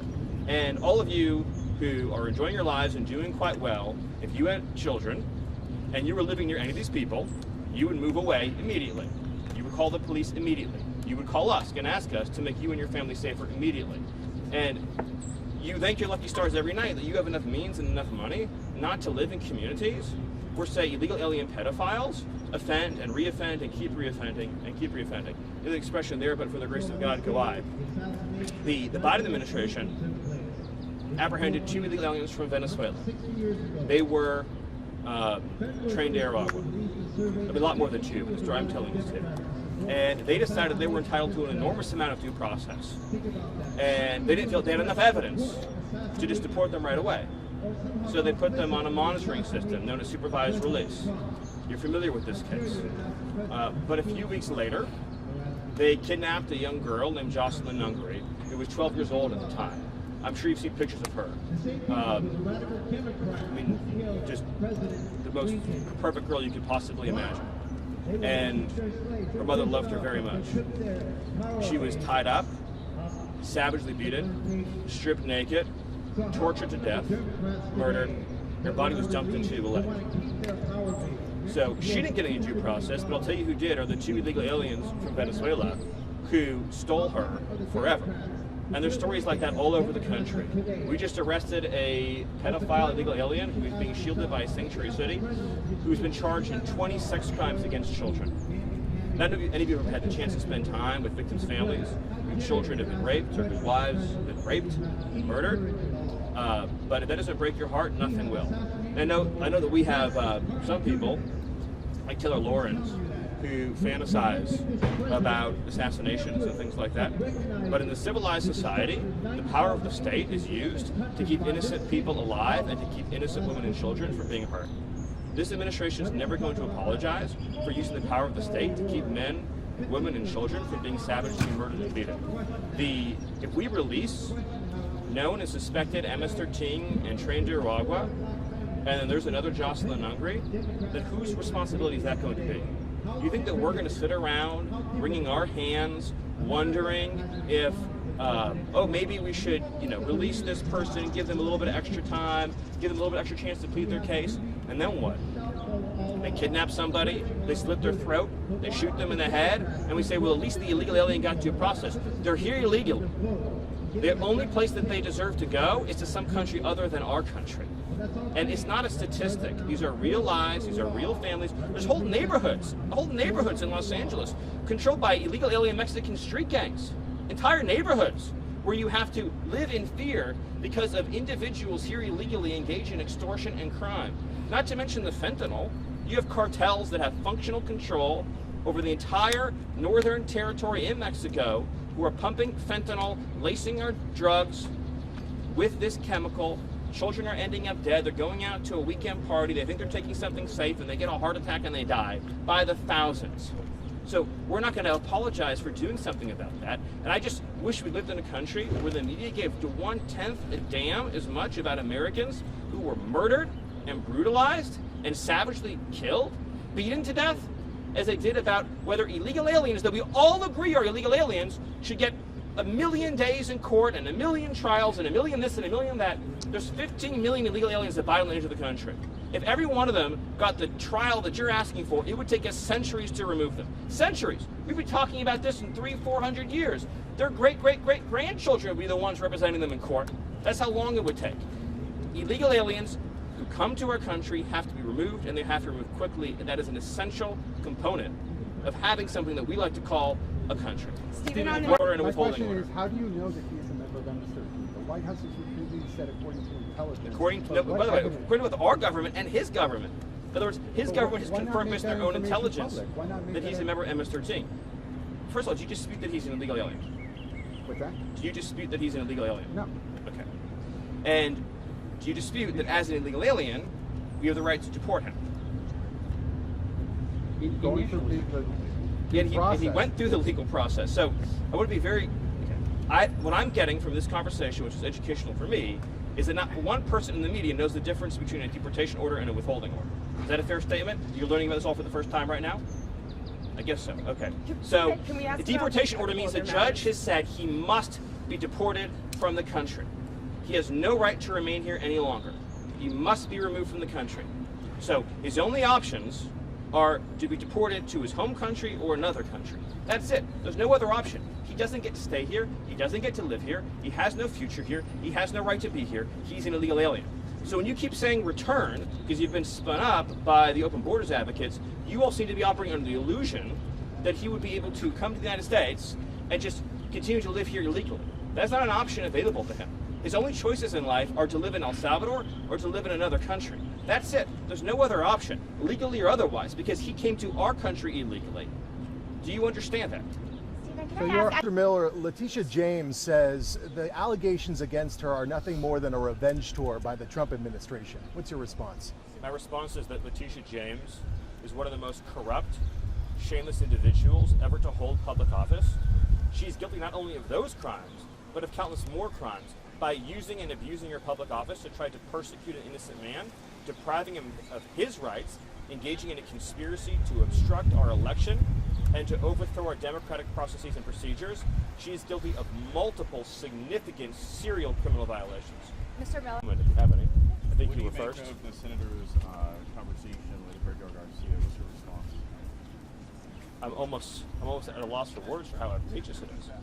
Here's an individual, the man who has been deported to his home country of El Salvador, who has been repeatedly documented by multiple federal and state authorities to be a member of MS-13, one of the most violent and ruthless criminal organizations on planet Earth, which is now a designated foreign terrorist organization, and an individual who has been incredibly implicated in human smuggling and human trafficking, an individual who is a documented woman beater, somebody who has viciously assaulted a woman in ways that shock the human conscience.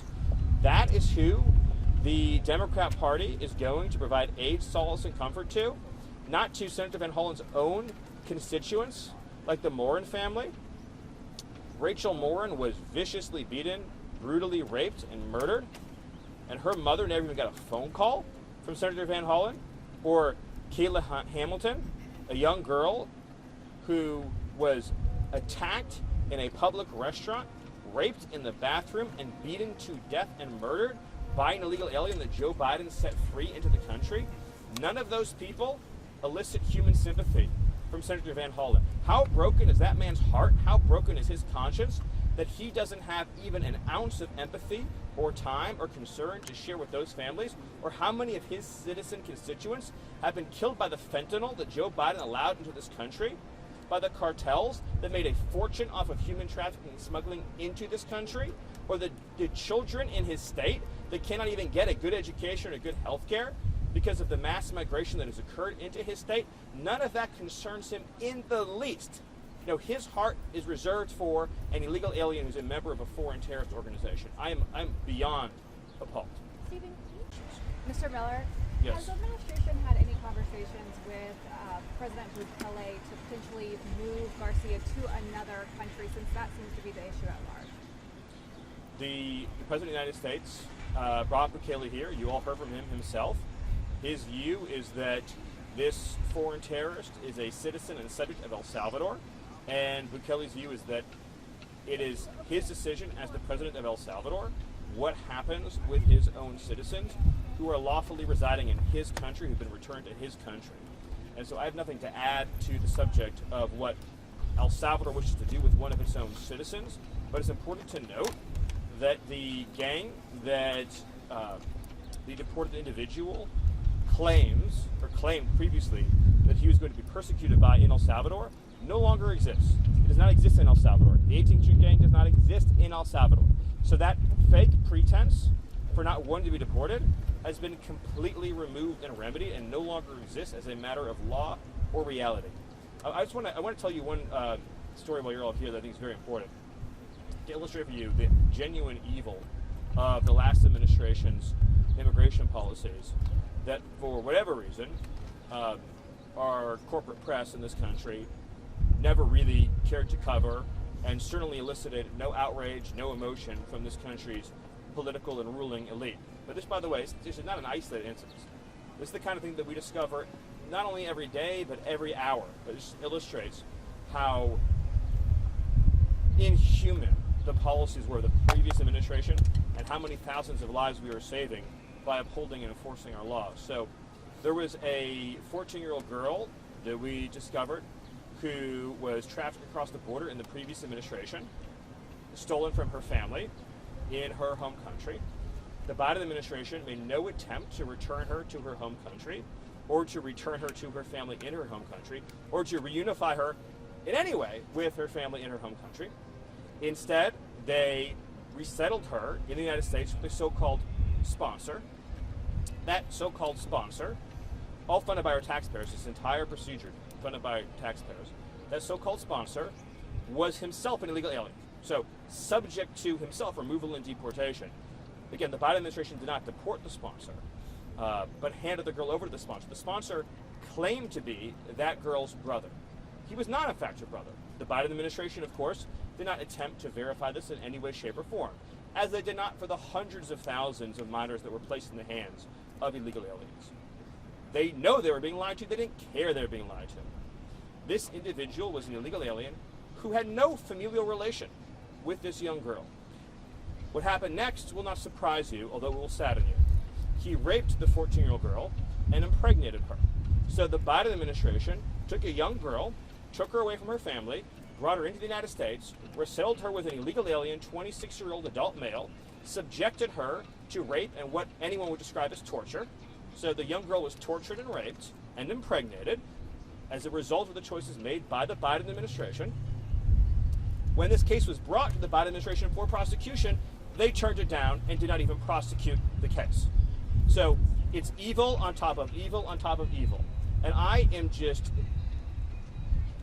not interested in moral lectures from anyone in this country, whether they be in the media or the Democrat Party or in the corporate press, about immigration policy when the left has been complicit in the greatest crimes against humanity that we have seen in God knows how many years in this country. A system that has turned human beings into fodder for the cartels and participated in the mass rape and exploitation of children and the mass murder of Americans.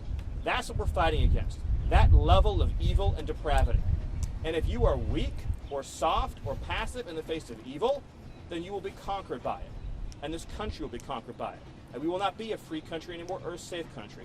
We'll be a country ruled by cartels and gangs and terrorists. That's the stakes.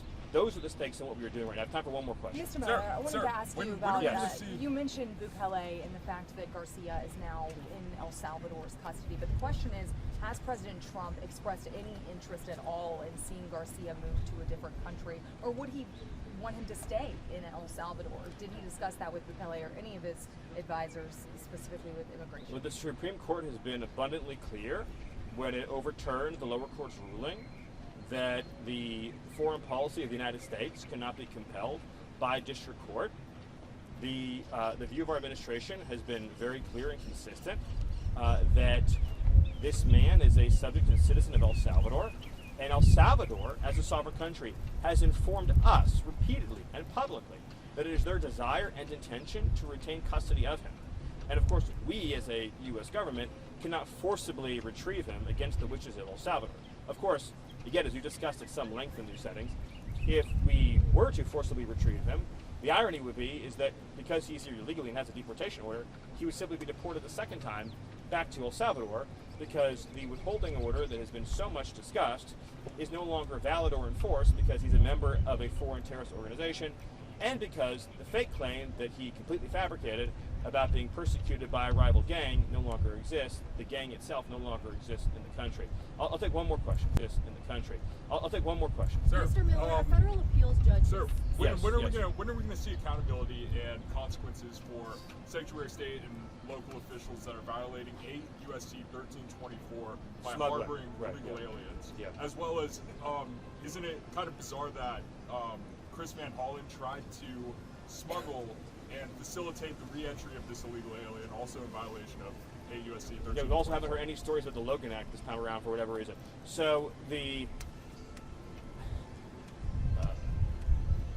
it's a great question. Thank you. And a knowledgeable question. I don't get a lot of questions around here where people are citing the Immigration and Nationality Act. So that's great. You're exactly right that the sanctuary cities are engaged in multiple criminal violations: harboring, smuggling, inducing, obstructing justice, obstructing official proceedings, and many other crimes. And this is something that the Department of Justice is taking a very hard look at.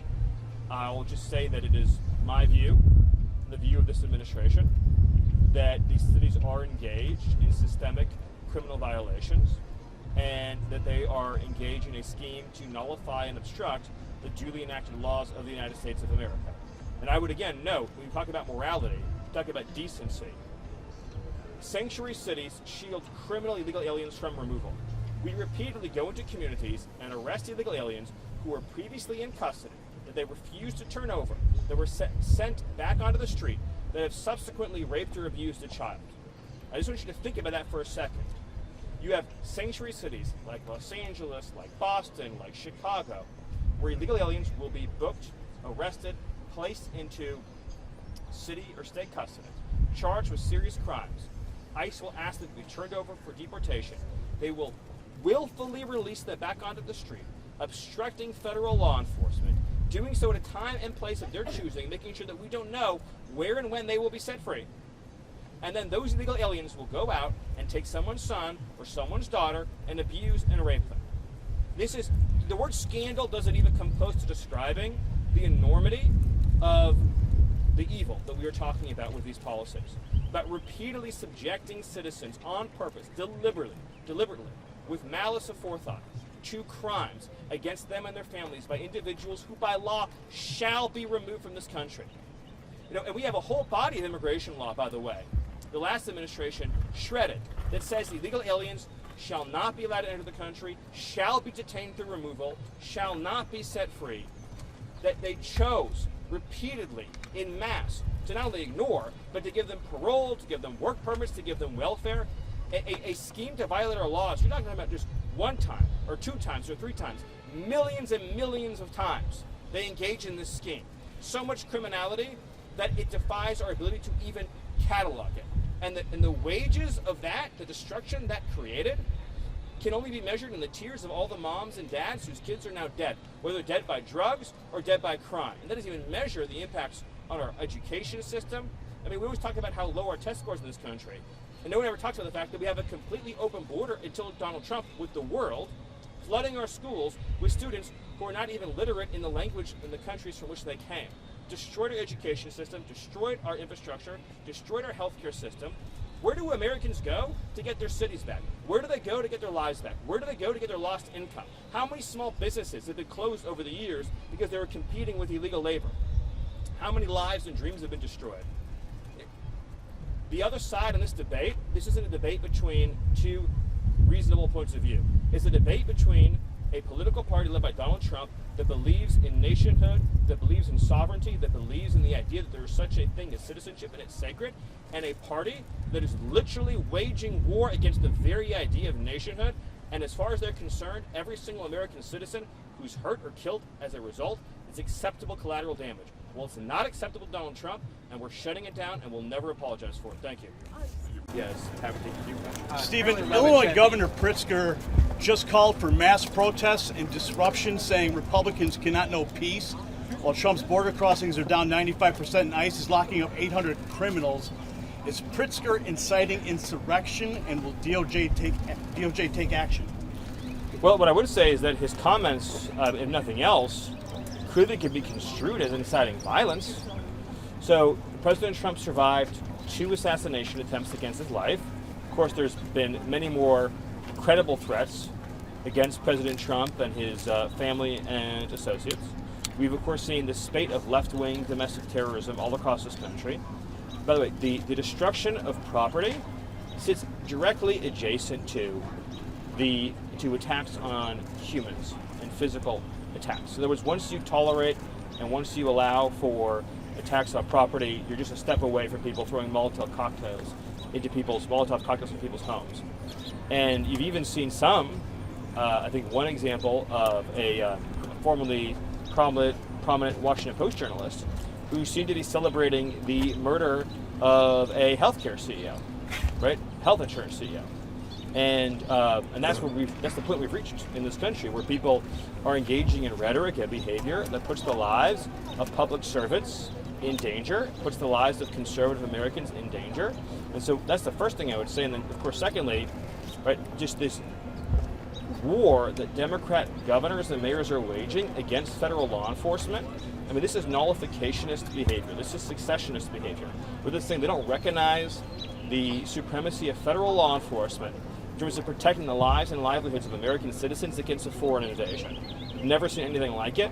And of course, the result of their conduct is that they're allowing illegal aliens to go free and rape and murder their own citizens. So I can't imagine having a leader in a city or a state that would privilege the well-being of illegal alien murderers over their own citizens, but that's where we are right now. So do you blame the Biden administration? Do they have blood on their hands? Oh, of course they do, but not just the Biden administration.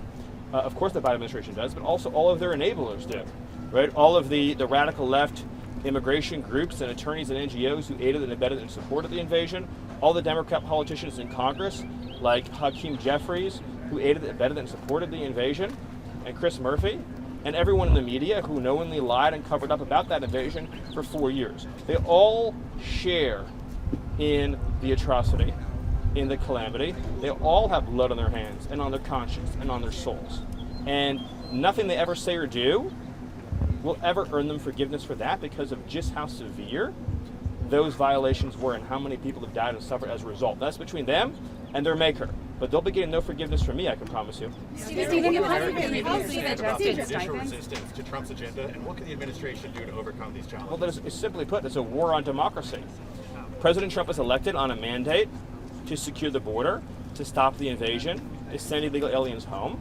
You cannot have a situation where one district court judge or a cabal of 10 or 15 district court judges who are radical left, sitting in strictly regional courtrooms, can conspire with each other to shut down the operations of the federal law enforcement function. That is not only antithetical to democracy, it is a direct form of tyranny. in which the people of this country are being told that you cannot have the thing that you voted for, even when the thing that you voted for is required by law. All these individuals by law have no right to be here and must be sent home. None of the people that Biden let in have a legitimate asylum claim, have a legitimate claim to relief, have any right or basis to be inside the United States. And now we see a move by the media to say that some subset of the 10, 15, 20 million illegals that Biden let in, who, knowing they're here illegally, choose to stay here, choose to have children, that then we should take the view, oh, you beat the system, you trespass in our country, you failed to leave, you failed to comply with our laws, and now you've had a child, and now what, you get amnesty for life? And what we should ask, what, a laid-off worker in Ohio to now pay for welfare for your entire life? We should ask somebody who lost their job under a factory that closed down under Joe Biden to provide you with free education and free healthcare. You should wait an extra hour or 2 hours when your kid is sick in the emergency room because you have hundreds of illegals getting frontline care at an ER because they don't have health insurance, they don't have a job, they don't have any savings. They're here to live off of us. What, we should ask struggling Americans to pay for all of that? The whole thing is obscene and it's absurd. I can't even imagine how much time we spend debating how much generosity, how many billions of taxpayer dollars, how much amnesty, how many reprieves we should give to people who chose to come here illegally and take from us and our people. The whole conversation is absurd and offensive. How important is it to have public opinion? Not right now, yes. How important is it to you to have public opinion on your side? Do you risk losing hearts and minds Well, even of a the public? CBS poll showed overwhelming public support for mass deportation. Support for deporting illegal aliens is overwhelmingly popular, as is shutting down welfare, as is removing criminal threats, as is dismantling foreign criminal gangs. This whole thing is just amazing to me. We have an entire media ecosystem, an entire political party devoted singularly to the defense and protection of illegal aliens in general and illegal alien criminals in particular. Yes. Are you frustrated or mad at the Supreme Court for keeping the TDA deportation stay in effect? Well, the FBI released an assessment, as I'm sure you've seen, that not only is Tren de Aragua acting as an arm of the Maduro regime, but they're actively planning assassination plots on U.S. soil. This is horrifying and it's harrowing. This is a foreign terrorist organization operating in the direction and control of an adversarial foreign regime, and we hope and expect that we'll be allowed to remove these terrorists from our soil as quickly and expeditiously as possible. One last question. Stephen, as a follow to that, though, you keep talking about your dissatisfaction with federal district court judges. You've been asked about the Supreme Court. At what point will the administration accept a decision of the courts, even if it's not in its favour? I don't understand what you're asking. At what Like point? what? No, I mean, what is it? Would you only accept a decision of a court if it's in the administration's Well, but look at the example that favour? was just given.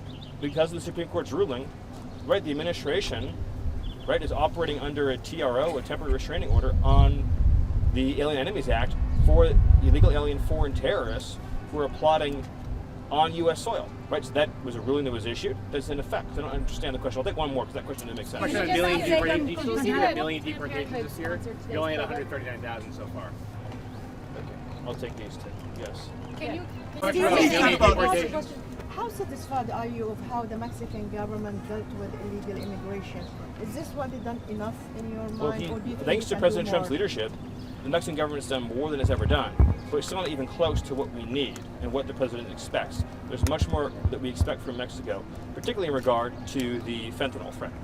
President Trump had previously suggested there could be stipends for people who leave the country on their own. Yes. Is that still in the works? Oh, Is there absolutely. a cost estimate for how much that will cost? Will you need Congress to act on Well, that? it'll actually save us hundreds of billions of dollars. So, a single illegal alien family, over the course of its lifetime, may cost the U.S. taxpayers over $1 million. So, when you give an illegal immigrant a check for, say, $1,000 or $2,000, whatever it may be, $3,000 to leave the country, you're saving taxpayers hundreds of thousands of dollars. It also saves money relative to us having to go out and find that illegal alien and physically arrest them and deport them, which of course we will still do.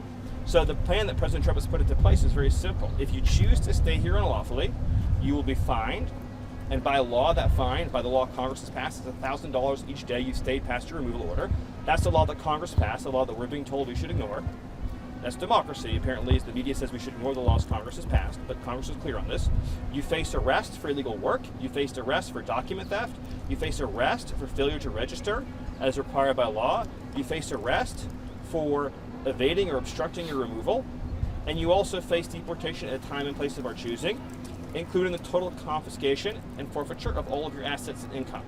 Or you can choose to book a free flight and get a check and go home on your own terms, with your possessions, very happily, and live your life in your home country. I have time for 2 more questions. Honor and respect them. Hey, Stephen, can I follow up on that? Can I follow up on that, Stephen? Where does the administration stand on its consideration of travel bans at this point? And then following up on the previous question, can you guarantee that migrants who are held in detention facilities have access to legal counsel as you're enacting these immigration policies? Well, on the first point, it's still under consideration. We'll have an update when we have an update. And on the second point, illegal aliens will be given access to exactly what they're entitled to under current laws and court rulings, no more and no less.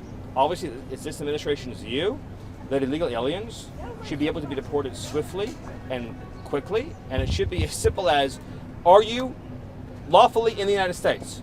No. If you are not, then you should go home. Like, in a sane country, that would be the system. If you know that a person trespassed illegally in your property, you send them out of your property that quickly.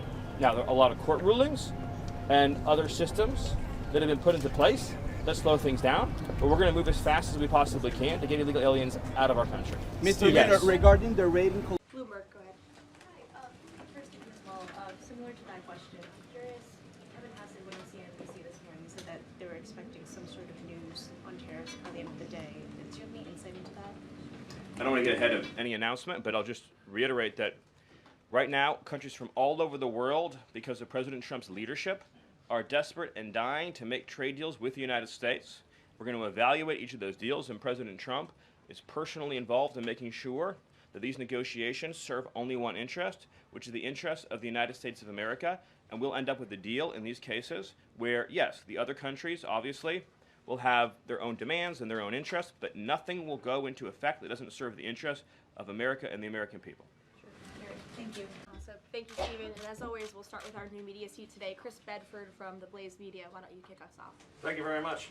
Stephen, what is the end goal of the China tariffs right now? Is the idea to open up the Chinese markets through a deal to a better market for exporting American goods to China, or is it a reconfiguration of global trade in a way that isolates China from free countries? No. So China is a unique situation, obviously. The president has talked at length about what happened to us economically since China's entrance into the World Trade Organization and the trillions and trillions of dollars of trade deficits that we've racked up with China over the period of that time, and what that's meant for our national security, what that's meant for our economic security, what that's meant for our supply chains.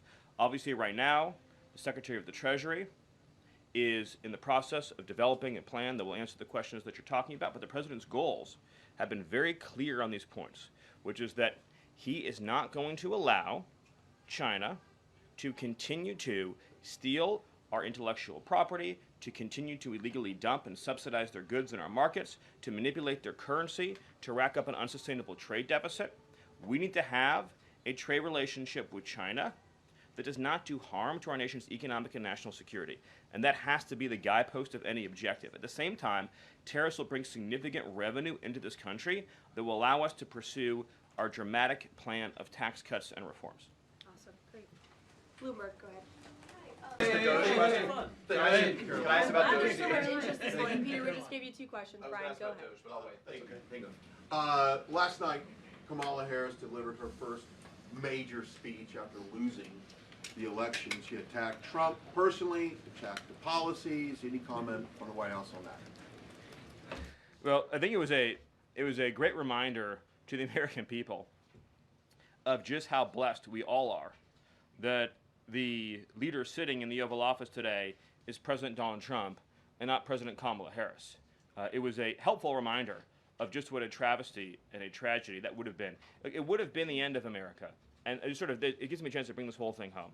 If we continued on this road of radical regulation, choking off American energy, sending our supply chains to foreign countries, taxing our economy to death, pushing this cancerous woke ideology on our children, ending merit, ending scientific innovation, ending public safety, allowing, everyone goes to the stores these days, everything's locked up, criminals roam free, law-abiding citizens under the previous administration were punished while gangbangers were given red carpet treatment. Democrats, of course, are still giving gangbangers red carpet treatment. And then the border invasion. If those policies had continued, it would have been the end of the American Republic. And the only thing Americans want to hear from Kamala Harris is an apology for joining Joe Biden, and remember, she was the border czar, joining Joe Biden in aiding and abetting the invasion of our country. And we're never going to stop talking about this, because what they did to this country is unforgivable. It is an eternal stain on the Democrat Party. Every day we read another story. Every day we arrest another alien they let into this country who raped a child, who beat a woman within an inch of her life, who murdered a mom, who murdered a dad, who trafficked drugs into this country, who trafficked fentanyl into this country, who are responsible for dead and slaughtered Americans. And I don't know what's broken in the Washington press corps, that none of that moves them emotionally.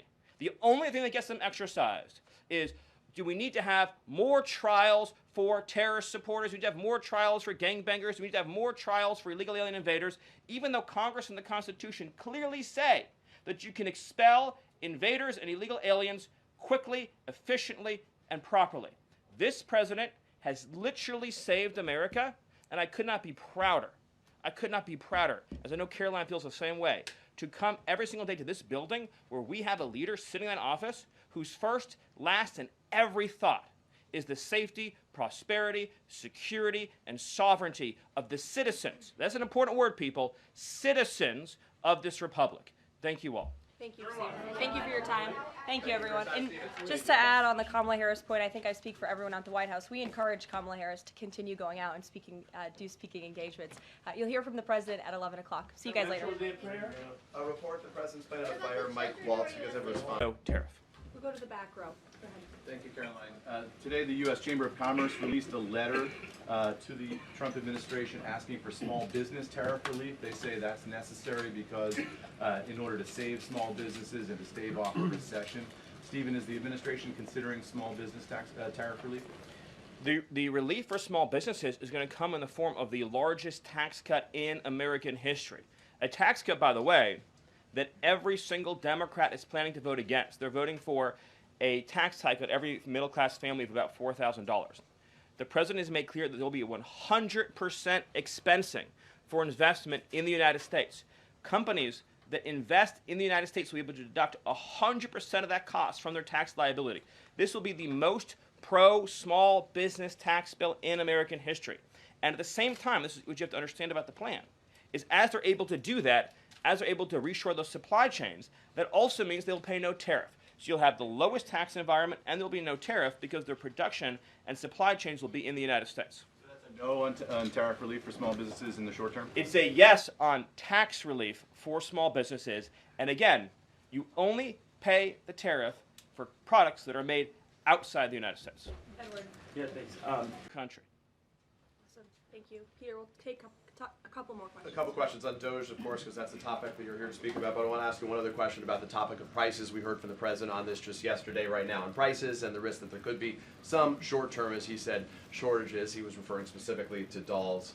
What do you tell Americans right now, Stephen, who say they can't afford to, in the president's words, be patient? Americans who voted for President Trump on his promise that he would lower prices across the board on day one. But he did lower prices across the board on day one. Well, grocery prices last month went up 0.4%, of course. So I mean, just across the board, not exclusively eggs. Inflation, as you would acknowledge, is down substantially. Gas prices are down substantially. The new GDP report showed a 22% record increase in investment in the United States of America. So all of the, and don't even, egg prices, of course, which was all you guys talked about for a few days, I think are down like 80%. The reality is that we can either surrender economically to China, or we can reclaim and reshore our manufacturing base and our industrial needs. And it's not just China. In the event of any national emergency, this is the president's first duty as commander-in-chief. In the event of any national emergency, we cannot be reliant on foreign countries for steel, aluminum, energy, technology. any of the essential components that we need to keep this country running. He is fulfilling his duty as commander-in-chief that every president before him had failed to fulfill or even actively betrayed. And despite inheriting all of this, as I mentioned, inflation down, jobs up, and particularly, by the way, jobs for American workers. So for the first time, you look at these jobs reports, the government workers are going down, which artificially, of course, increased previous job totals. The employment of non-citizens is going down. The employment of American citizens is exploding. Remember, all the job gains during the Biden administration, so-called gains, on net were for foreign workers. So if you look at the stock of American workers over his whole administration, they lost jobs on net. So if you're an American worker, you lived through 4 years of a Biden depression. That was the economic reality that now that President Trump is rescuing. And again, if you make your product in America, there's no tariff. And as we develop advanced manufacturing techniques, increased AI, increased robotics, it'll be cheaper and cheaper and cheaper to manufacture in America. But to be clear, you said that prices have gone down across the board. The president himself acknowledged that on toys you may end up paying, on dolls he was referring to, you may end up paying a little bit more right now. So in terms of he was making the point that I think almost every American consumer agrees with. If they had a choice between and I'm a parent of young children, you had a choice between a doll from China that might have, say, lead paint in it, that is not as well constructed as a doll made in America that has a higher environmental and regulatory standard and that is made to a higher degree of quality. And those two products are both on Amazon, that yes, you probably would be willing to pay more for a better made American product, but here's the key point. With the tax cuts, the regulation cuts, the energy price decrease, and everything else that President Trump is doing to unleash this era of American prosperity and prevent the road we were on to get off that road of financial ruin and doom, means that it will be cheaper than ever to make and manufacture in America. I think that answers your question. So I'm going to one more. Stephen, can I just... Thanks for coming in today. Thank you, Caroline. Great to be up here with you, and great to see so many familiar faces I've had a chance to get to know over a number of years as we gather this morning to continue our celebration of President Trump's unprecedented and historic first 100 days in office, what are without doubt the greatest 100 days to begin any American presidency in the history of this nation. This week you've heard about the historic actions President Trump has taken to secure our homeland, to secure our sovereignty, to secure our economy and our supply chains and our industrial base.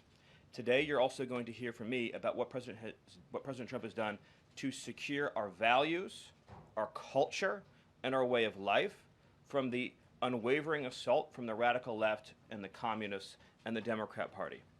One of the most significant crises that President Trump inherited upon taking office was the wave of racial discrimination, so-called diversity, equity, and inclusion policies that have taken over both public sector and private sector entities all across the United States of America.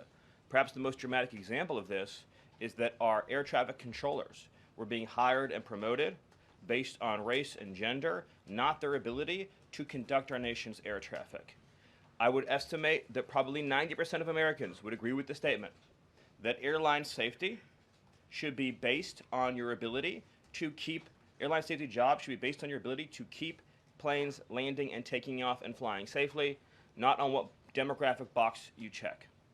President Trump has ended across the entire federal government all hiring, recruiting, retention, promotion, and training based on race and sex. This includes in our law enforcement agencies. So again, when we took office, even in sensitive law enforcement, national security, and intelligence agencies, we were hiring individuals not on their ability to carry a weapon, not on their ability to keep Americans safe, not on their ability to conduct sensitive intelligence operations, but based upon race and sex. And obviously, that is unacceptable. It's going to be merit-based across the whole federal government. But this wasn't just the federal government. This was the private sector, and this was also, of course, our entire university and education system. So President Trump's Department of Justice, working with other departments and agencies, have made clear that this administration is going to fully enforce Title VI, Title VII, and Title IX of our Federal Civil Rights Code. Discrimination based on race and sex is prohibited by law. And this administration will vigorously enforce that. And companies, small or large, that violate plain text of federal statutes will face appropriate financial and other penalties. This administration is not going to let our society devolve into communist, woke, DEI strangulation. We are going to have a system of merit, which is not just a social and cultural issue, it's an economic issue. When you hire, retain, and recruit based on merit, as President Trump has directed, you advance innovation, you advance growth, you advance investment, you advance job creation, you create the best and safest product for all Americans. When a citizen goes to, say, a hospital in a medical emergency, they don't care what race or sex their doctor or their nurse is. They want the best treatment they can get in that emergency. When they're flying a plane or when they are on an aircraft, they want that pilot to be the best pilot, the safest pilot, not caring what that pilot's race or sex is. This applies across the whole government. In particular, looking at our university system, this administration has opened investigations into universities across the country for violating, we talk a lot about Supreme Court rulings, universities across this country are in plain and direct violation of the Supreme Court's ruling that affirmative action, as in racial quotas and set-asides, are illegal. Students must be admitted to universities on a color-blind basis. But we have demonstrated through clear evidence that our university system, including our medical schools, and perhaps particularly our medical schools, are engaging in race-based discrimination, racial set-asides, racial quota schemes, and other efforts to evade the Supreme Court's ruling, and again, the plain text of federal statute. So universities are on notice, and universities are already facing the financial consequences of their noncompliance with federal law. The clearest example that we're all familiar with, of course, being Harvard, which is engaged in repeat, systemic, and sustained violations of federal civil rights law. Another area of civil rights law that we talk about a lot, of course, is Title IX, sex-based discrimination. And this administration ended the Biden administration's policy and the Democrat Party's policy of allowing men into women's sports, men into women's spaces. We are using every single legal and financial tool we have at President Trump's direction to make it clear that schools and universities are and will lose federal funds, as you've seen in Maine, if you allow men to invade women's sports and women's spaces. And this applies to our whole K-12 system. The Department of Justice is also coordinating with state and local law enforcement to fight child abuse in our school systems. It is child abuse to change a child's gender, particularly if you do not inform the parents. In other words, if a 5-year-old or a 6-year-old goes to school, or a 7-year-old goes to school, and the teacher tries to turn the boy into a girl or the girl into a boy, that is child abuse. And this administration is treating that as child abuse. And it is a gross violation of parental rights. This also includes the administration's message to our hospital systems that they cannot and will not be allowed to use taxpayer dollars to perform chemical castrations and sexual mutilations of children. Castration surgeries, castration drugs, sterilization treatments of children are barbaric. They violate all sound medical ethics. They are completely unwarranted. They harm children for life, irreversibly. It is child torture. It is child abuse. It is medical malpractice. And so the Department of Health and Human Services, under the leadership of Bobby Kennedy, as well as the Department of Justice and other departments of this government, are making clear to our medical providers and our hospital systems that you cannot use taxpayer dollars to perform these barbaric procedures on America's children. And HHS has systematically updated and eliminated all of the junk, fake science that was produced under the Biden administration promoting sex changes on children, promoting the idea of sterilizing children.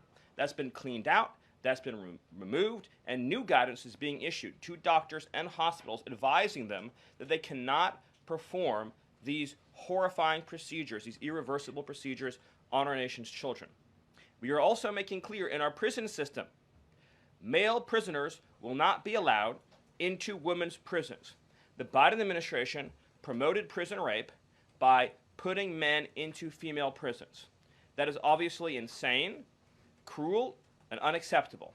And even though the Democrat Party and Hakeem Jeffries and the Democrat media continue to fight to put men into women's prisons, this administration will not allow that. And will not allow men, as well, in our K-12 system, into women's private spaces and restrooms. We have seen horrifying example after example of young girls being sexually assaulted because school districts have allowed men into women's and girls' private spaces. This administration, President Trump, is at the forefront of protecting women and protecting girls. And nowhere is that clearer than when we are talking about fighting radical gender ideology. This administration is also fighting to get critical race theory out of our school districts. Children will be taught to love America. Children will be taught to be patriots. Children will be taught civic values for schools that want federal taxpayer funding. So as we close the Department of Education and we provide funding to states, we are going to make sure that these funds are not being used to promote communist ideology. For any nation to be successful, it cannot teach its children to hate themselves and to hate their country. So these are a few of the areas in which President Trump has fought the cancerous communist woke culture that was destroying this country, where we were led to believe that men were women, that women were men, that racial discrimination was good, that merit was bad, and that safety and physical security mattered less than the feelings of liberal ideologues. The president has also fought to return the Department of Justice to its core mission of protecting public safety and locking up violent criminals, instead of using the Department of Justice to target conservatives, to target Christians, to target people of faith. The last administration cruelly and shamefully used the power of the Justice Department to go after law-abiding Americans, in particular Trump supporters, conservatives, and Christians. That persecution has ended. The Department of Justice and the FBI are back in the business of going after bad guys, of going after gangs, of going after criminals, and keeping Americans safe. Let me just conclude before taking questions by noting that when you look at the sweep of the first 100 days, every single crisis that has afflicted America for years, sometimes decades, sometimes generations, this president has fought head on. He has taken on every entrenched power structure and system all across this government, this swamp, this town. That includes, of course, the DOGE efforts to slash corrupt, wasteful government spending, graft, and corruption, and to stop billions of taxpayer dollars from going to radical left NGOs. These are left-wing nonprofits that are used to advance illegal immigration, to advance open borders, to advance gender ideology, and to advance all of this insanity that has been turning our country in the wrong direction for so many years. President Trump took head on the trade crisis afflicting this country with the destruction of our manufacturing and industrial base, the shameful betrayal of the American worker by Joe Biden and the globalists that sent all of our supply chains overseas. He took head on the catastrophe of mass, unlimited illegal immigration that was turning us into a failed third world state, and achieved the lowest level of illegal immigration in recorded history without even a close second. He took on the economic crisis afflicting this country by reopening American energy, by defeating inflation, by lowering gas prices, by ending the onslaught and reversing the onslaught of federal regulation, by reopening coal, shale, oil, natural gas, and fighting now for the largest tax cut and reform, and the largest deregulation reform, and the largest energy reform in American history. These are just some of the things that have ushered in the new golden age, along with his fight to restore the peace that we had for 4 years under the previous administration before Joe Biden sunk this planet into bloodshed and war in the Middle East, in Europe, and rising tensions in Asia. President Trump, in every area of conflict around the globe, has been fighting to restore peace, security, stability, harmony. So he inherited an economic catastrophe, a border catastrophe, a public safety catastrophe, and a cultural catastrophe. And in every case, he has reversed those catastrophes and brought America into the new golden age. Thank you. Stephen, this morning GM is putting a dollar figure on how much the president's tariffs will impact the company. The CEO says tariffs will cost GM between $4 and $5 billion. this year. The CEO of Ford says he can't commit to not raising prices because of tariffs. Is the administration open to doing more to give automakers relief?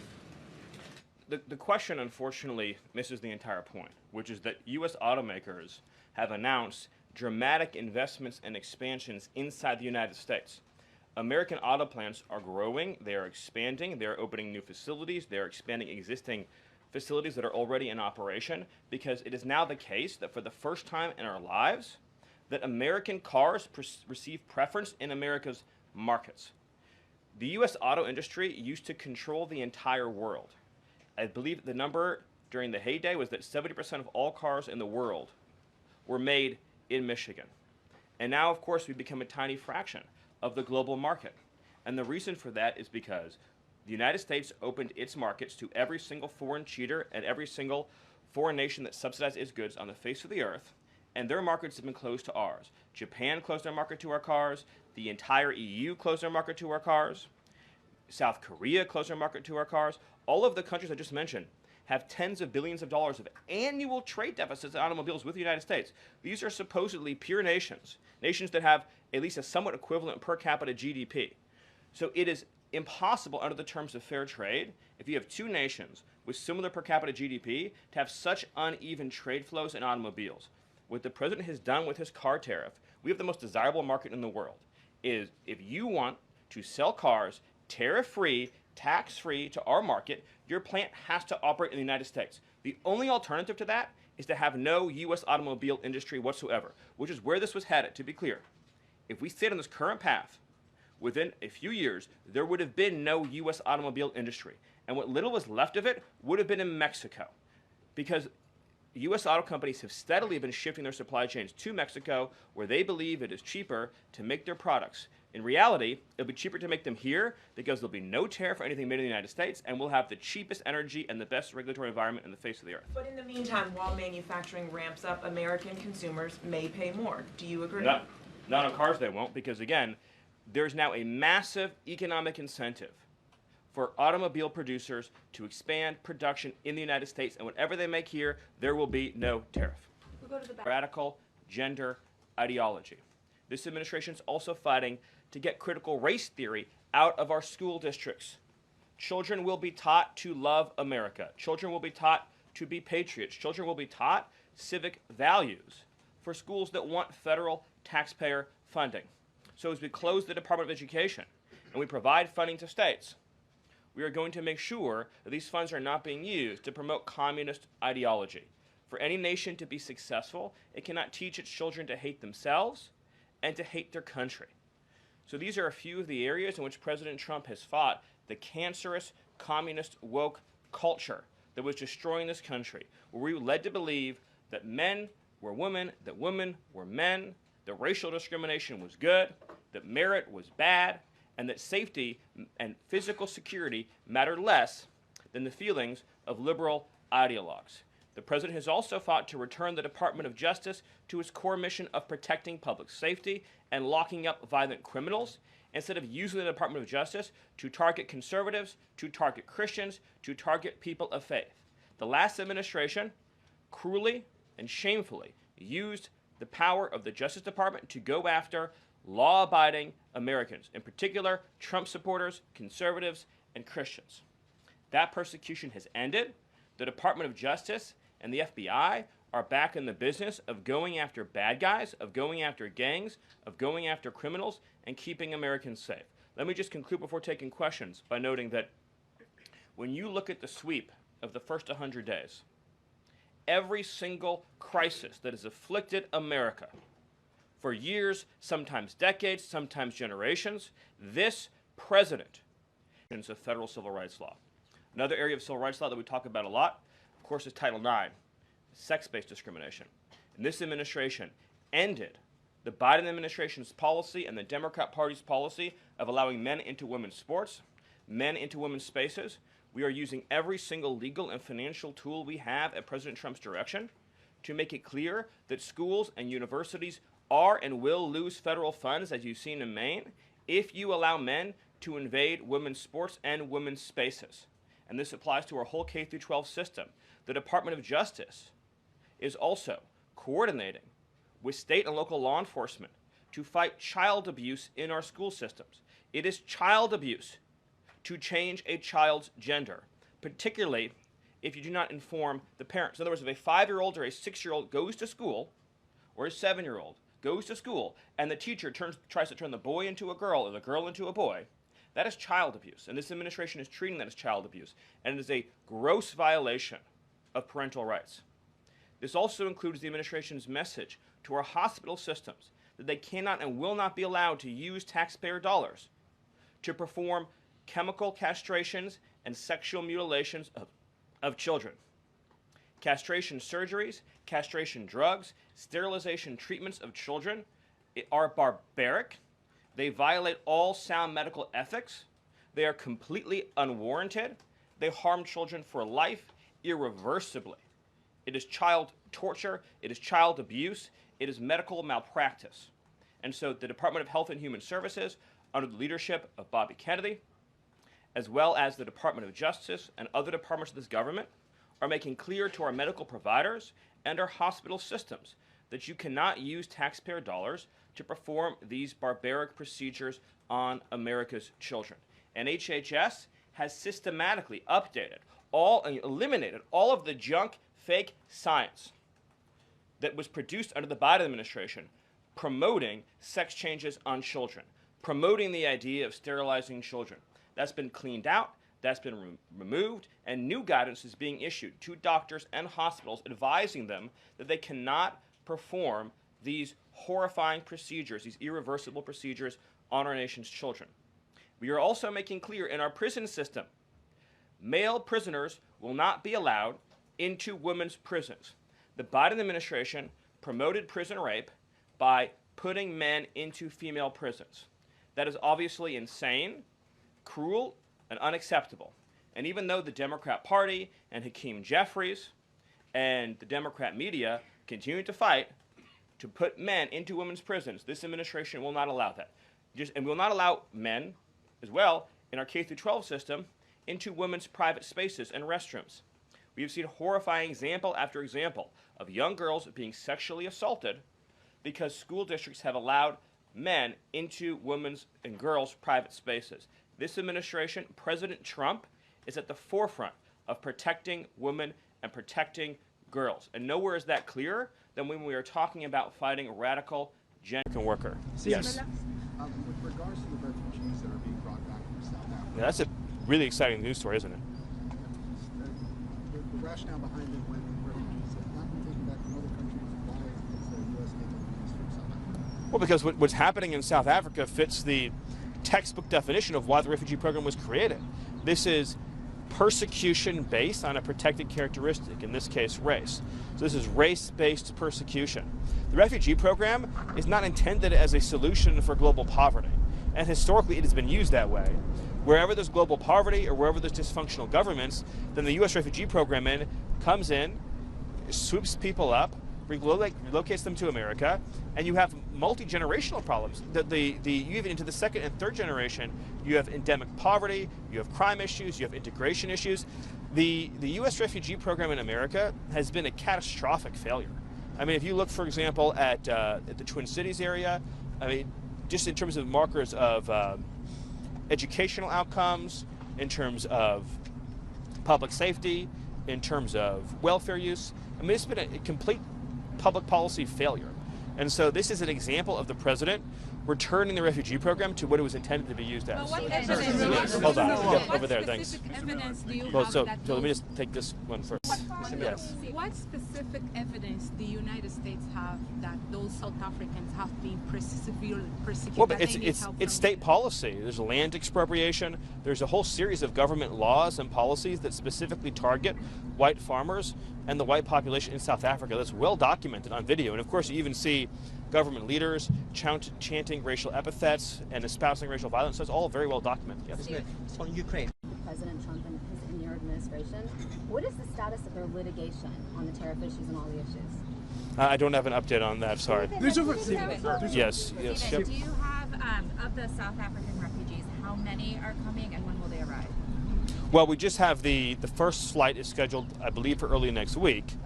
But that's just. Where in the U.S. are they arriving? Well, I don't have an exact update for you on that yet. I don't want to confirm any news reports, but that's just the beginning of what's going to be a much larger scale relocation effort. And so those numbers are going to increase obviously as time goes on. It takes a little while to set up the systems and processes and procedures to begin a new refugee flow, but we expect that the pace will increase. It'll increase at a healthy pace as time goes on. Yes, back there. How many on the first flight? Not right now. Yep, back. Not right now. Yep, back there. Commented on the Tufts University student that was that the federal judge of Vermont ordered the immediate release of Tufts University students held by immigration authorities. Yeah, my reaction is, again, there's a judicial coup in this country. The foreigners in this country do not have a right to stay in this country if they support designated terrorist organizations like Hamas. Hamas is a designated terrorist organization. The Secretary of State has the absolute authority under statute, which again is not judicially reviewable, to revoke an immigration benefit or visa and then to pursue a deportation to the Department of Homeland Security. We cannot individually litigate in court every single visa that we want to revoke. This is a plenary authority of the executive branch. And I would just say that, look, what this really comes down to is this. The American people voted for President Trump in large part to seal the border, deport the illegals, fix our immigration system so it serves America's interests, and remove the people from this country that we don't want here because they threaten our national security, our public safety, or our economic security. That is what he was elected to do. It's what the Constitution empowers him to do. And this judicial coup by a handful of Marxist judges to frustrate that effort can only be understood as an attack on democracy. Thank you. Thank you, Mr. On Ukraine, are you in a position to confirm either kill or keep alive the reports that you have been asking Ukraine, war-torn country, to accept some of the illegal immigrants, and why? I've never heard that before. Hold on. Yes. President foreshadowed that he was going to be making a very big announcement yesterday, today, maybe Monday. I know you're not going to get ahead of the president. Can you give us a hint, though, at least? What topic? No, I'm not going to get ahead of the president. Yes. Did you have a question? Yeah. Will you be involved with the meetings with Mayor Adams today, and what do you plan to discuss? I'm not involved in those meetings either. Sir, hold on. There's a question back there first. Pundit, I have two quick questions. First, President Trump has talked about potentially suspending habeas corpus to take care of the illegal immigration problem. When could we see that happen, do you think? Well, the Constitution is clear, and that, of course, is the supreme law of the land, that the privilege of the writ of habeas corpus can be suspended in a time of invasion. So I would say that's an option we're actively looking at. Look, a lot of it depends on whether the courts do the right thing or not. At the end of the day, Congress passed a body of law known as the Immigration and Nationality Act, which stripped Article III courts, that's the judicial branch, of jurisdiction over immigration cases. So Congress actually passed, it's called jurisdiction stripping legislation. It passed a number of laws that say that the Article III courts aren't even allowed to be involved in immigration cases. Many of you probably don't know this. I'll give you a good example. Are you familiar with the term temporary protected status, or TPS, right? So by statute, the courts are stripped of jurisdiction from overruling a presidential determination or a secretarial determination on TPS when the Secretary of Homeland Security makes that determination. So when Secretary Noem terminated TPS for the illegals that Biden flew into the country, when courts stepped in, they were violating explicit language that Congress had enacted, saying they have no jurisdiction.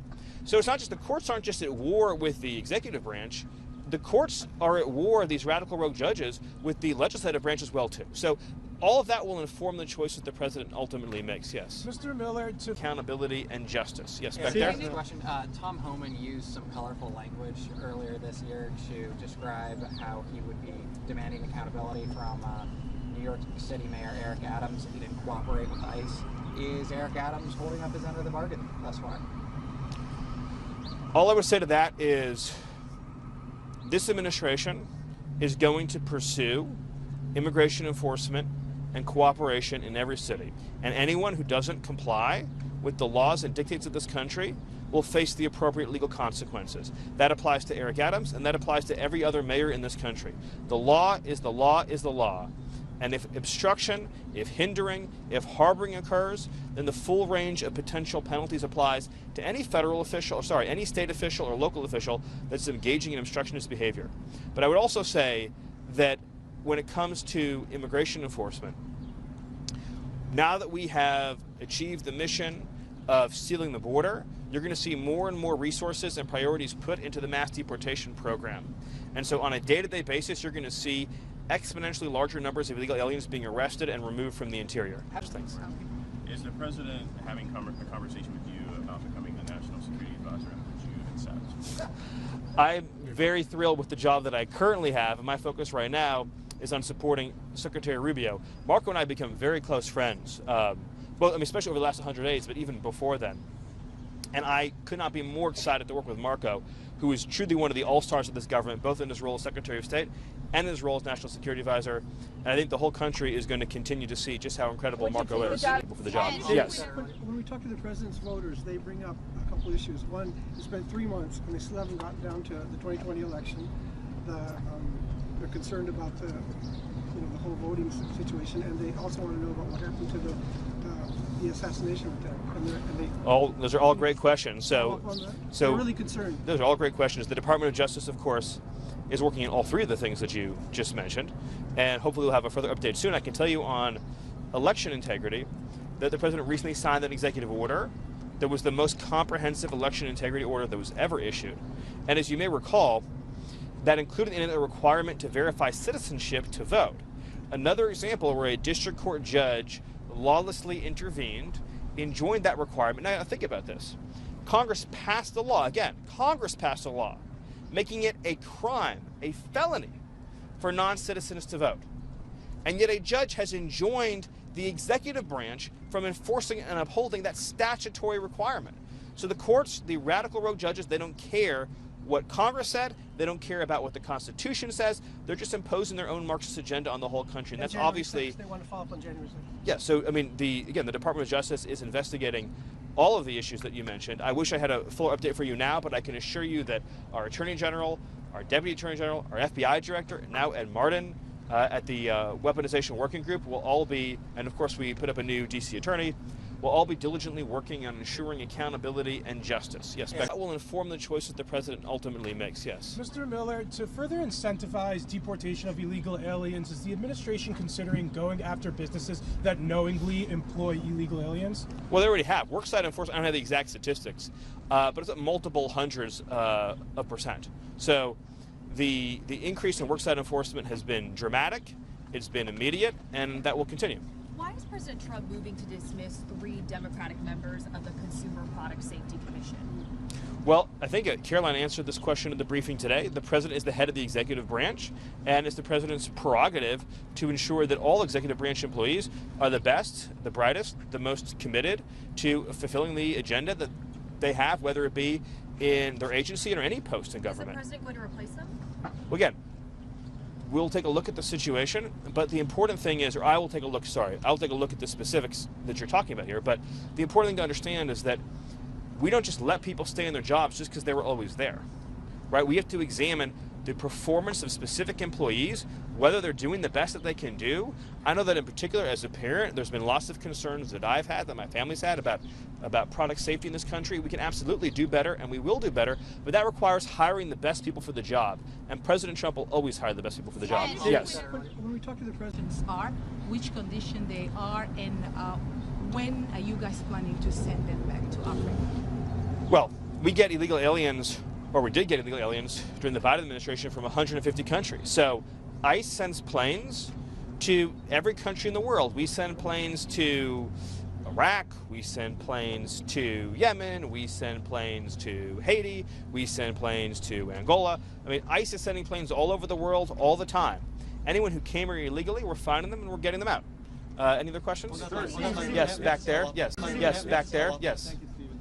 So it looks like we're going to see a lot of port workers and truck drivers displaced by the tariffs in the coming weeks. Does the administration have any plan for relief for those workers, sort of like what you did in the first term for agricultural workers who had some impact? Well, what I would focus on is the fact that we're actually going to begin enacting, as you've seen, a series of historic trade deals. They're going to be opening up the export market for American producers, both manufacturers, growers, ranchers, as never before. And so what's going to begin happening now, because of the president's leadership on tariffs, is markets that have historically been closed, so obviously India, Japan, South Korea, the UK, are now going to be open to American exports and American production. I would also just note that if you look at the statistics, about 90,000 factories in the United States closed since NAFTA was signed, which is, I mean, almost unimaginable figure. The media never cared about those workers and their factories who were destroyed. And we can all visit the towns now, and we know, of course, the heartbreaking stories, the fentanyl addiction, the breakup of traditional families, the disintegration of whole communities. That was the catastrophe that occurred that President Trump is reversing by finally standing up for them. Mr. Speaker, I was a history teacher, and I know that we have to be documenting this moment. When we look back, I don't want anyone to say that we didn't know what was happening. Trump advisor Stephen Miller, and perhaps the most joyless man in America, recently said that Trump is actively looking at suspending the writ of habeas corpus. I'm sorry. What? What? Habeas corpus is the right we all have to challenge in court if we are detained and locked up. Without it, it means any of us can be locked up with no cause. It can only be suspended by Congress, by us. Americans, please hear me. Who are we? Who are we if we let Trump abandon our core principle that no one in this country will be imprisoned unlawfully? This is about liberty, and there is nothing more importantly than our liberty. I yield back. This White House have concern about drug use might be less. The drugs that we're concerned about are the drugs pouring across the southern border. Next question.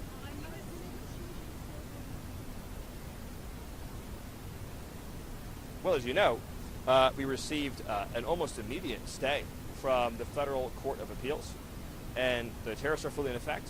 Also, all nations know that the president has vast authority in the trade space given to him by Congress. I mean, these are laws that you all know well, Section 301, Section 232.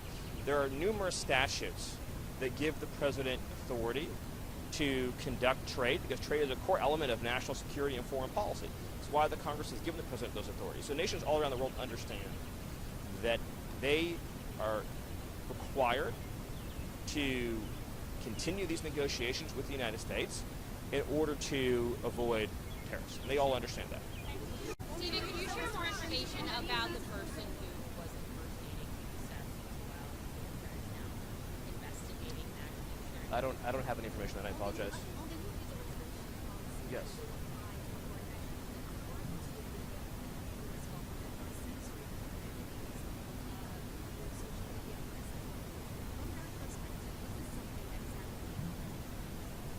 Well, there actually there are examples, for example, in Brazil of fairly significant restrictions that have been imposed on the free speech rights of Americans. But just as a general matter, this represents the United States' continued commitment to restoring free speech and fighting censorship. It was one of the big issues in the election, and we're going to fulfill and follow through on that commitment. Steve, are you considering taking actions against other universities in addition to Harvard? What does that process look like? Have you been in touch with many of the other schools in Brazil about what they can do to avoid censorship? Well, so obviously Harvard has been engaged in the most pernicious conduct of any of the universities. They defied a lawful subpoena from DHS.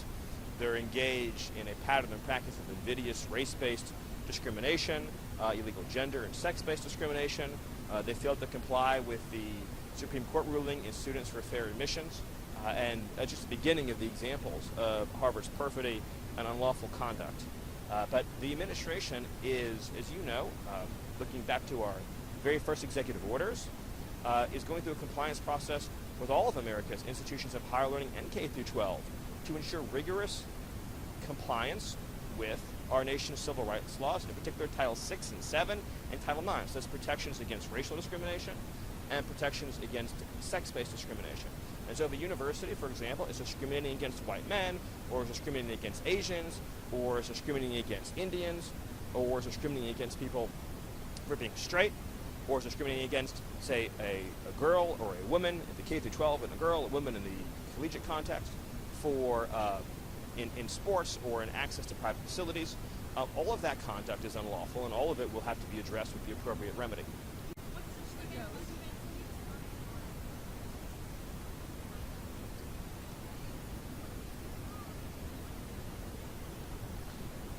a great question and a very valid question. I'm going to let the USTR, the Trade Rep Jameson Greer, as well as Secretary of Commerce and Secretary Lutnick provide more detail on that. I know that's not exactly the answer that you want, but I will speak at a high level to the fact that China has abrogated the agreement.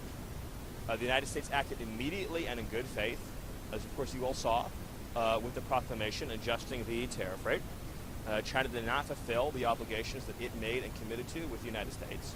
And so that opens up all manner of action for the United States to ensure future compliance. It remains the President's hope and desire that China will choose the path of cooperation, of common ground, and that we can open up China to American business, just in the same way that America, of course, as we all know, has been open to Chinese business for a very long time now. And so hopefully China will choose the path, to use a very common bureaucratic phrase, of rules-based conduct, not a phrase I often use, but it applies here, and follow the agreement that they reached.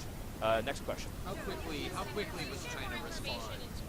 How quickly must China respond to the President's commands and some actions? Well, again, as I mentioned, China often says that it believes in the exact phrase of the rules-based international order, right? You've all heard that phrase from China over and over again. This is the chance to show it's serious about upholding that commitment to the rules-based international order. And as soon as possible is the best answer I can give you. We want to see them comply with their agreements with the United States and fulfill their obligations so that we can have, again, a relationship that is cooperative and that is constructive, which is what the President wants. Can you talk about what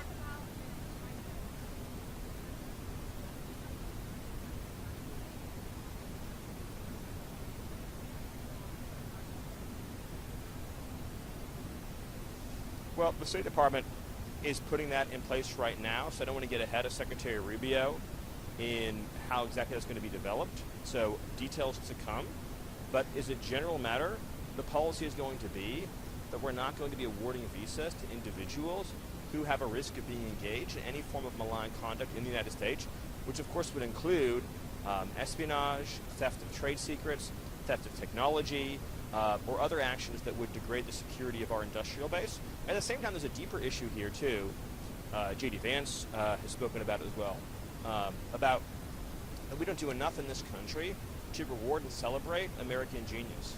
You know, we, in the 20th century, during a period of very low migration, led the modern world in everything: aviation, space flight, technology, national development, medicine, everything, using our own genius here in this country. And so, of course, we want to have an immigration policy that allows, just as we did during the World War II era, people have specialized knowledge to be able to contribute to our national economic security. What we can't do is have a system that deprives Americans of an opportunity to contribute to their own country.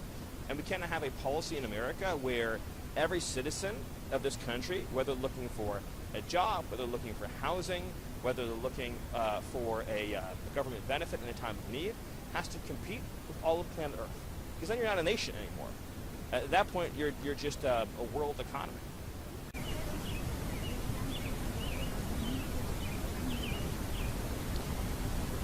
No updates on that, so I'll take one more question.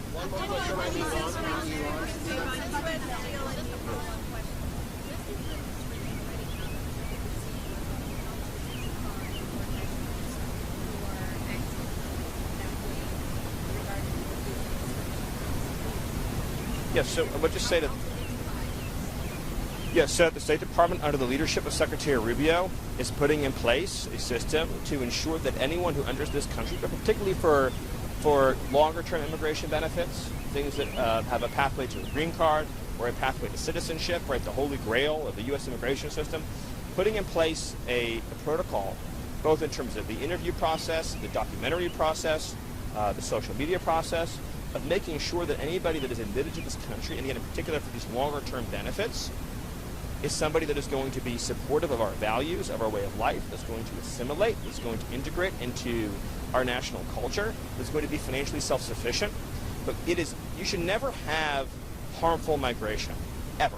There should never be a case where somebody's coming to this country who has a negative view about America, about the West, about our civilization, isn't going to be able to pay their own way, is going to have a hostile attitude about the way we live in this country. Like, why would any society, why would any civilization that actually wants to preserve itself allow for any migration that is negative to the country as a whole? And so I applaud Secretary Rubio for taking the steps he needs to make sure that America delivers for Americans. Thank you.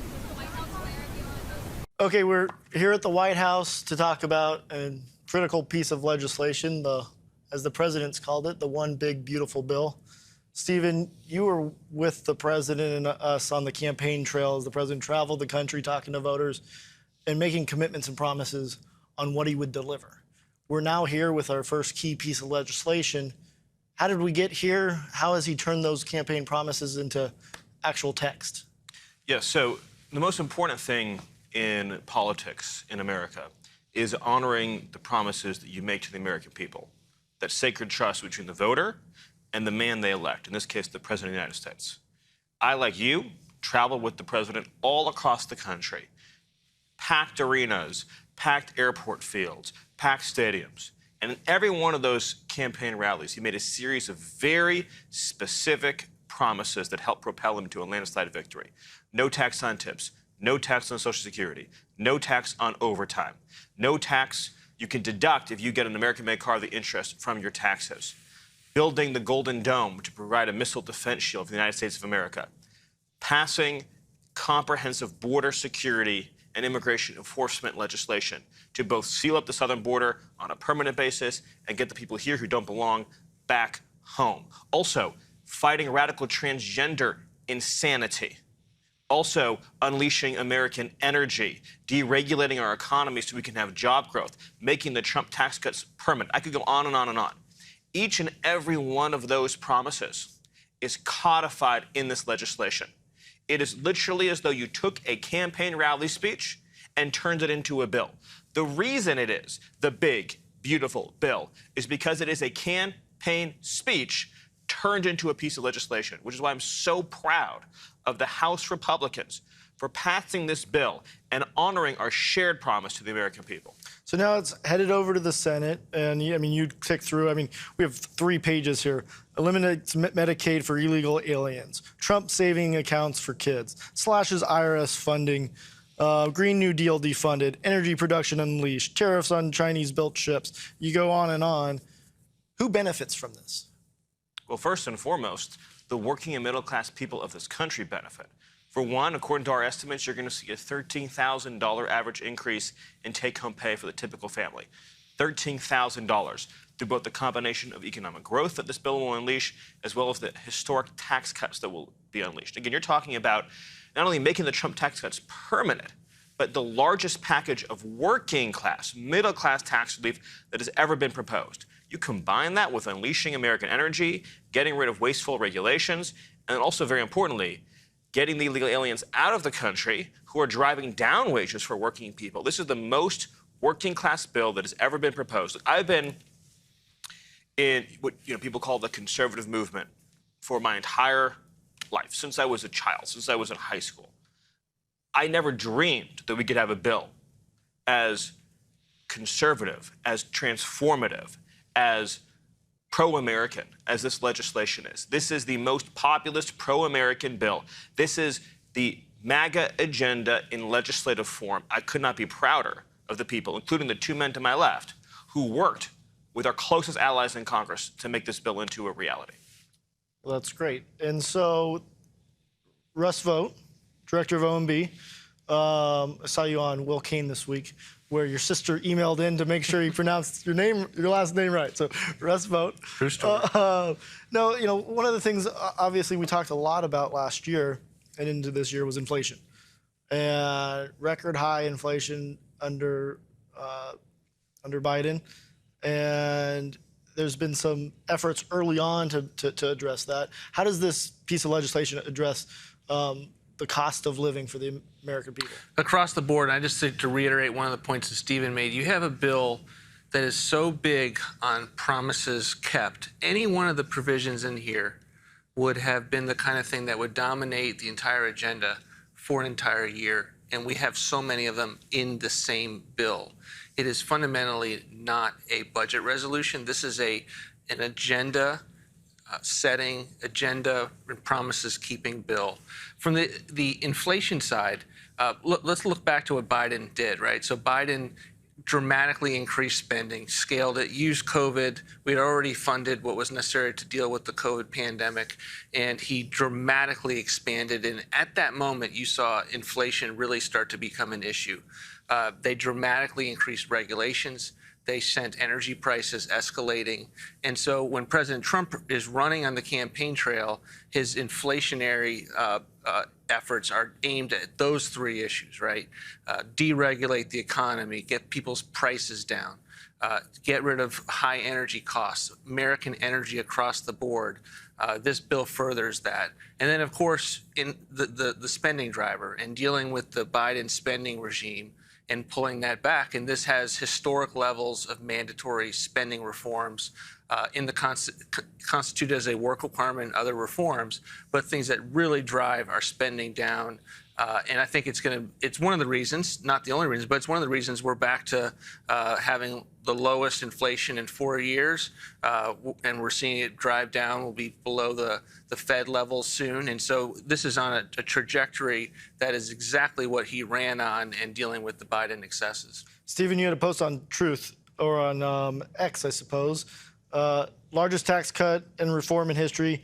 Interest on car loans fully tax deductible if the car is made in America. Fast tracks new energy projects and provides protections against future regulations. Terminates the Green New Deal. Cuts $1.6 trillion in net mandatory spending. The most pro-American tax bill ever, as you were saying. Jump off of what Russ was talking about as how this addresses inflation and the cost of living for the average American person. Yes, well, so you just listed some of the examples there, but every economic provision in this bill, in part of this populist agenda that President Trump has led for a decade now, is geared towards making life more affordable and more prosperous for working people. The ability to go to a car dealership, get a car loan, and deduct 100% of that interest cost from your taxes, the kinds of deductions that normally have only been available to rich people, now are available to the middle class, to the working class in this country. The ability to get energy prices down even lower than President Trump has already reduced them by creating a permanent structure for deregulating American energy and keeping it flowing long into the future, that's going to make life more affordable for everyone, not just the cost of driving, but the cost of heating, the cost of air conditioning, the cost of electricity, the cost of everything is going to go down as a result of this legislation.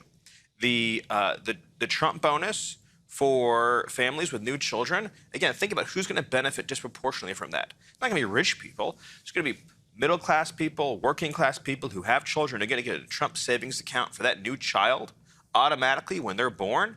And, of course, extending and making permanent the Trump tax cuts from the first administration that also disproportionately benefited the middle and working class. Not to mention, of course, as we've already discussed, no tax on tips, no tax on overtime, no tax on Social Security, all geared towards the people who came out in droves to elect President Trump. There's so much to celebrate in this bill. And again, I don't think it's even possible to convey sort of the point that Russ made. If any of these things was done on its own, this would be considered a historic victory for the movement, for the presidency, for the country. In other words, if we had just did a bill that, say, just did no tax on tips, that would be, people would talk about that in 50 years, right? If Ronald Reagan had passed a bill in 1981 saying no tax on tips, there'd be 15 museums out there talking about the time that Ronald Reagan did no tax on tips. There'd be a constant reel on the History Channel about when Ronald Reagan did no tax on tips. That's just one part of this bill. You know, take, of course, something that I've talked a lot about with you and with many others on immigration and border security. This bill fully funds the entire wall across the entire southern border, land and river.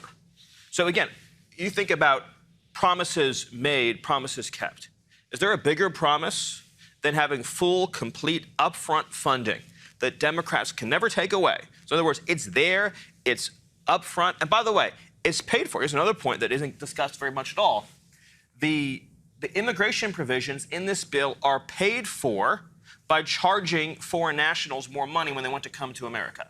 So by raising the fees on foreign nationals who are seeking visas and other immigration benefits, we are paying for the wall, for the ICE officers, for the border agents, for the pay raise that President Trump promised the ICE officers and the border agents. So we are literally paying for the defense of the homeland by increasing fees on those in other countries who want to come here. So it's a win-win.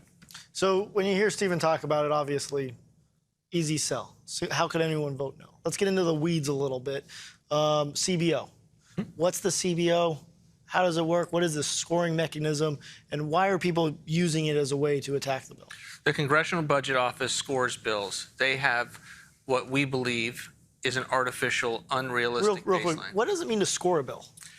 You take a look at what the bill's provisions do, and you take it and you apply it and compare it to current law and current policy, and you say, will this cost more? Will this save more? What should the impact be of the various provisions? Generally with CBO, we have two main issues. We have the first issue is that when they compare it to what is, it is skewed and is artificial. So they make an assumption. They say all current spending, which we're on unaffordable glide paths, right? They say that is extended into eternity. It's called a baseline. When they look at tax law, they don't do that. They assume that if certain things have sunsets, even though those sunsets exist in spending, that those sunsets exist in taxes or revenue rates, that those are going to actually occur.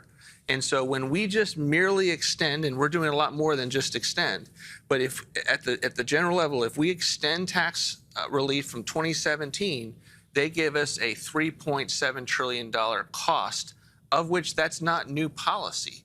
That cost is already a part of the baseline. And so it's important when you're scoring something, when you're deciding how much something should cost, it should be as accurate as possible. When you adjust that, this bill actually reduces at least by $1.4 trillion deficits and debt over 10 years, including all of the things that we do in this bill, it reduces. And that is before the economic growth that we believe in this administration we will produce, because that's the second big issue we have historically with CBO, is that they do not believe that your policies will have more than a static approach to anything. We call this dynamic, and it's typically in the tax side. So not only do they not account for the fact if you allow for a 60% tax increase on people because you haven't extended their tax rates, that might actually have a poor negative economic impact, right? They don't assume that. They don't assume the recessions, the economic woes that would come from that. But they also, so that's horrifying, but they also don't then assume that if you have policies like no tax on tips and no tax on overtimes that are encouraging people to stay and work more and have more productivity, that's going to lead to higher levels of economic growth than you would ordinarily assume. And so that really is the big argument right now that we're having with CBO. And unfortunately, it's not just CBO. It is all of the watchdog groups in this town who, by the way, are policy agnostic. So unlike this president and his administration that are trying to do a lot of different things because we have made promises to the American people, the president has made promises to the American people, they are looking at this through one small prism, and they are saying, by our artificial baseline, this impacts the deficit. Not only are they wrong, but they are being irresponsible because we are not policy agnostic. The president ran and won a landslide, making certain promises to the American people that need to be kept. And this is a bill, not a budget resolution, mind you. This is not a bill that's, hey, what is our full budget picture? This is a procedural bill that is allowed to get through the Senate and avoid the Senate filibuster, in which you want to get as much of your agenda into it as possible. And as a result, certainly needs to be scored, but it's important that it be accurate. I want to break down some of this deficit stuff, some of the CBO issues, because I think it's really important. Believe it or not, I actually was on I was a staff on the Budget Committee for 2 years. So for 2 years, I had to learn everything there was to know about the Congressional Budget Office and scoring rules and budget rules. So it's going to get a little bit wonky, but these are really important points. So I want to pick up a little bit on what Russ said. So every year, at the end of the fiscal year, September 30th, all government funding expires. It goes down to zero, right? It goes down to zero. So so if you were to do a score over spending over the next 10 years, based on what is known as current law, right? There'd be 1 year left of spending and then 9 years of nothing. So you would have a year of spending out of 10. So if you were scoring based on current law, you would show basically almost no spending over the next decade, because spending all goes to zero at the end of the fiscal year. The Congressional Budget Office, when they're projecting future spending, assumes that more or less what you spent last year will be spent next year. Okay. Now take taxes. Tax cuts, most of the time, because of reconciliation rules, throughout most of the last number of decades, have been on 5 or 10-year time horizons where they have to be extended and renewed. And almost without exception, they always are extended or renewed. It's just part of the law. So if a middle-class person is, say, paying 15%, and that's, say, for 10 years, and if Congress doesn't renew it, it would go up to 25%. Without fail, almost every time, eventually, Congress, usually Republicans, come in and they extend that tax rate. So under what is known as a current law baseline, CBO is not doing the same assumption it's doing with spending. CBO is assuming that every single tax rate in America is going to surge up to what it was before the last Trump tax cuts. And so what they're saying is, merely because this bill, among all the other provisions, keeps the Trump tax cuts in place and continues them, they're saying the act of not raising taxes costs several $1 trillion, which is absurd. It does not cost the government anything to maintain status quo tax rates. Like, by definition, you cannot cost the government something by not raising taxes. Only a communist would make the argument that not raising taxes is stealing something from the government. So the only honest way to do a baseline is to say, what is Congress going to tax in a realistic scenario, and what is Congress going to spend in a realistic scenario? And in any realistic scenario, Congress is going to keep the tax rates from jumping up. So what this bill does on the tax side, by locking in the current rates, and then by cutting spending almost $2 trillion, is it reduces the deficit over any realistic set of assumptions by almost $2 trillion. And it was a very long explanation for getting there. But the bottom line for everyone watching at home is this. When you see anyone online talking about the CBO deficit score, 100% of that is the CBO criticizing the tax cut. That is it. So every reference to the deficit and CBO is 100% about your tax cut. It is not about spending. Spending in this bill is cut almost $2 trillion, including through the largest welfare reform in history. Very long, very technical, took up a lot of time, but had to do it.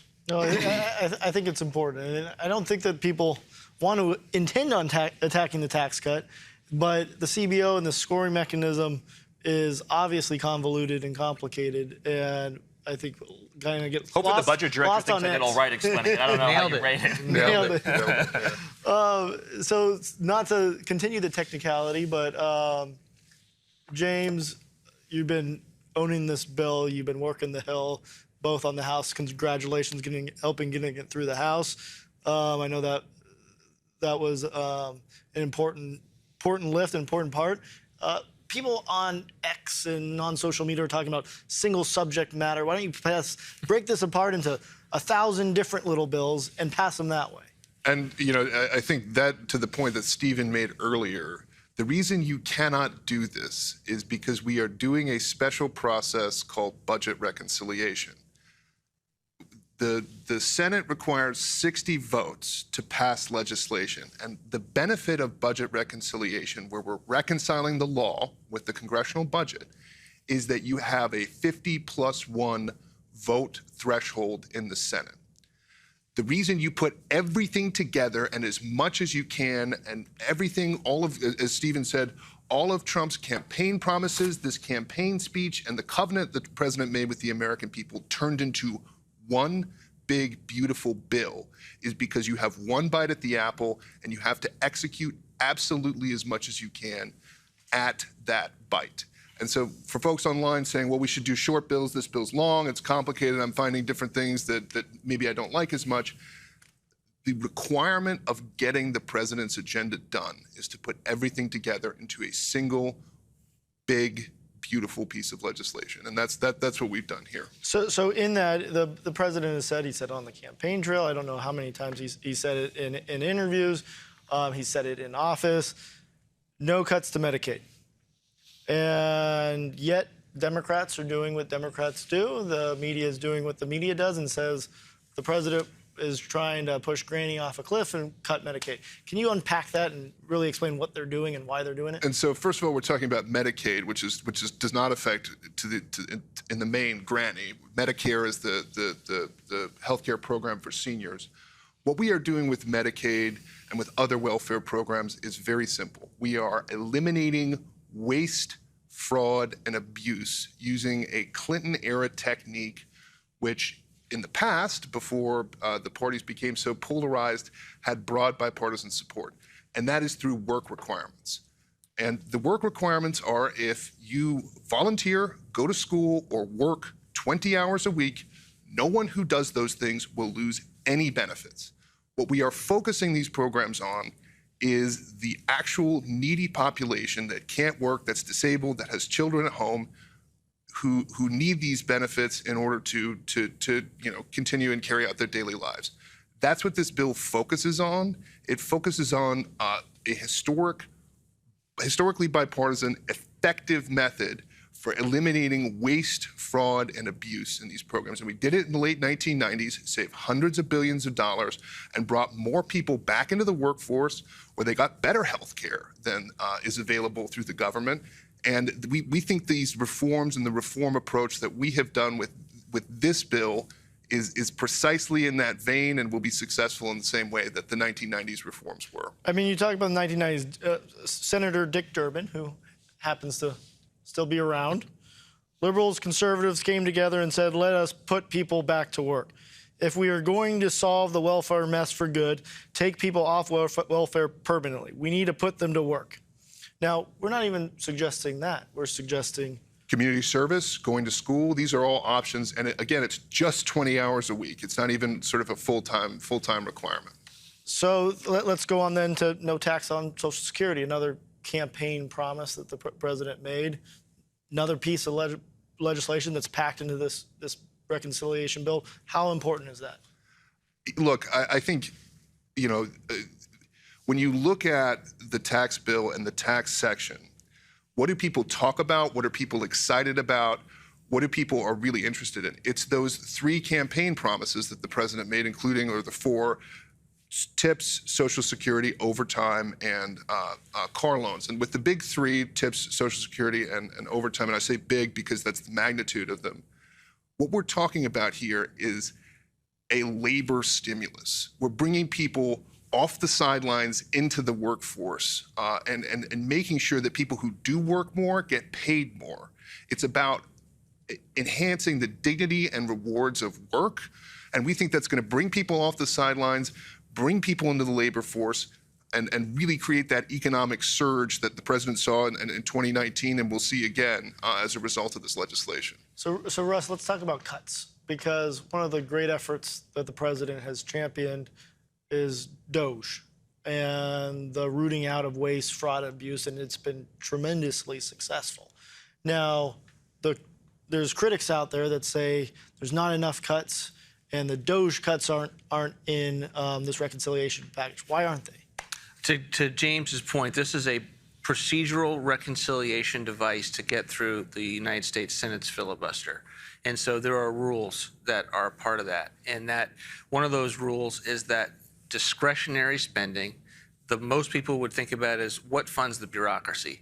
When you talk about the annual process about does the government get funded or not, that is all about discretionary appropriations, to Stephen's point yesterday. Why? Because if it doesn't pass, it sunsets to zero. That is something that that can't be carried on a reconciliation bill, period, by law.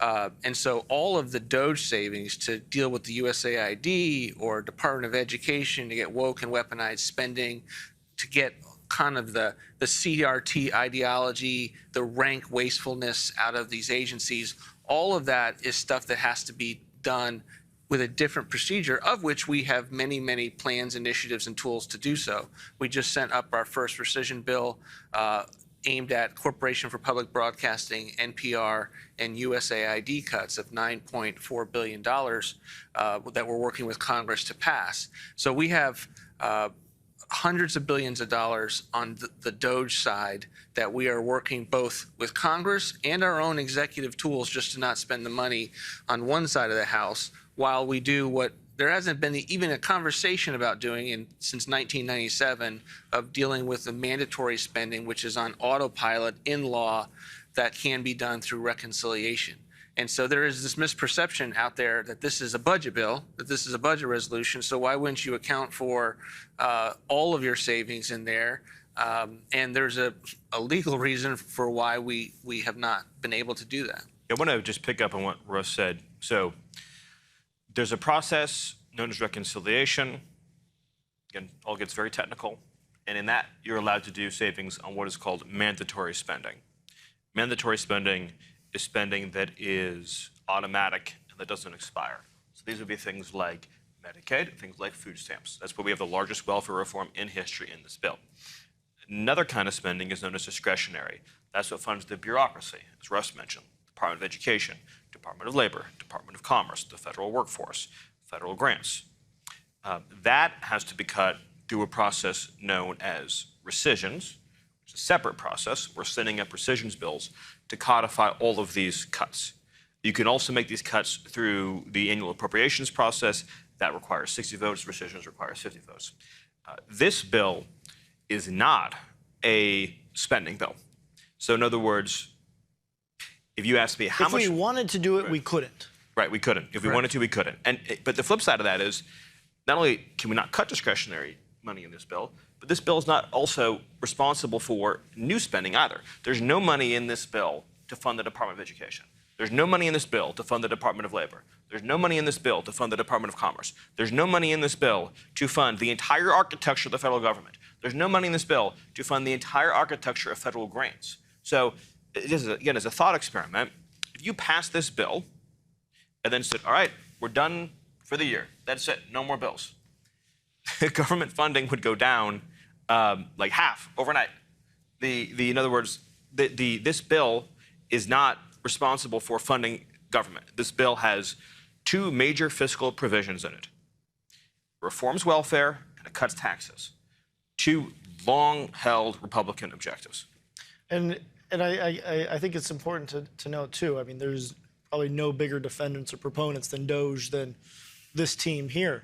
And as relating to this reconciliation bill, if we wanted to, we couldn't, but we do want to, and we will. It's just not through this vehicle. And we have. We've sent that vehicle up to Capitol Hill, We've at least started. one of those vehicles, and we'll continue to And the great thing work is on there's that. tremendous work that's been done by DOGE, and there's tremendous savings that have been identified.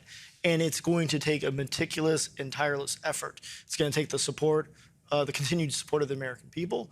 But this reconciliation bill is different than that. And I think it's important to understand that. James, where does this bill stand now? I know you had a bunch of the Senate leaders in the White House yesterday talking through it. Where are we? So cleared the House a couple of weeks ago, 215, 214, with one present vote. So very close vote in the House. In the Senate, you know, we're having great conversations. The president's been incredibly involved. He's the best advocate. He's the best salesman, best negotiator in the world. Got the best closer that there is. Right. And so, you know, I feel incredibly confident when I'm, you know, happen to be present for some of these conversations and see the president and see the impact that he has on these conversations. We're sort of balancing different Senate equities. The reality is, and going back to what I said, 215, 214, that's one vote. So you've got a very narrow pathway in the House. We've got some senators with some strong opinions about which direction the bill should go, but the basic structure and features of the House bill have to remain. But we think we're very optimistic, having great conversations with committees across the United States Senate to ultimately keep this product. It's a product that we're excited about now. We think what's going to come out of the Senate is a product we're even more excited about, that's going to deliver on even more of the president's campaign promises. And, you know, ultimately, you know, we think we're going to get this done, and we're going to get this done in July and basically have a huge down payment on the extraordinary campaign promises that the president made in the 2024 election cycle. I think we should talk about what happens if this bill were not to pass. So number one, overnight, everyone's tax rates would go up 50, 60, 70%. Number two is the funding for border and immigration security would never happen because you would have to then get it through a 60-vote process, and Democrats are never going to give it to you. In fact, worse than that, Democrats will use the appropriations to starve ICE and starve Border Patrol out of funds to try to shut down the border and immigration enforcement. You would also have a breach of what's known as the debt ceiling, which would lead to a radical spiral up in interest rates, which would then cause an explosion in the deficit and debt. In other words, the rise in interest rates payments would go up exponentially, which would cause deficits to go up exponentially, which would cause interest rates to keep going higher, and you would end up with a debt bomb like we've never seen before. So everything in this bill is a massive win for the conservative movement, for the president, for the MAGA movement, for the country. The absence of passing this bill would be all those things that I just said and many more. So to sum this up, I think, to the Republicans in the House and obviously the Senate who campaigned on making America great again, this is your vote to do it. To the Democrats that are from districts and states that helped elect Donald Trump, I'm thinking Pennsylvania, Michigan, Wisconsin, this is a bill to honor the promise or the demand from the voters that helped elect Donald Trump. This is your opportunity to deliver on something that truly is and can be uniting and beneficial to every American. So with that, I'd like to conclude. Thank you, everyone, for being here to try to work through the technical nature of a reconciliation bill, but more importantly of how it really delivers on behalf of the American people. Thank you. Thank you. Right here. Photo right here. Is that what they said?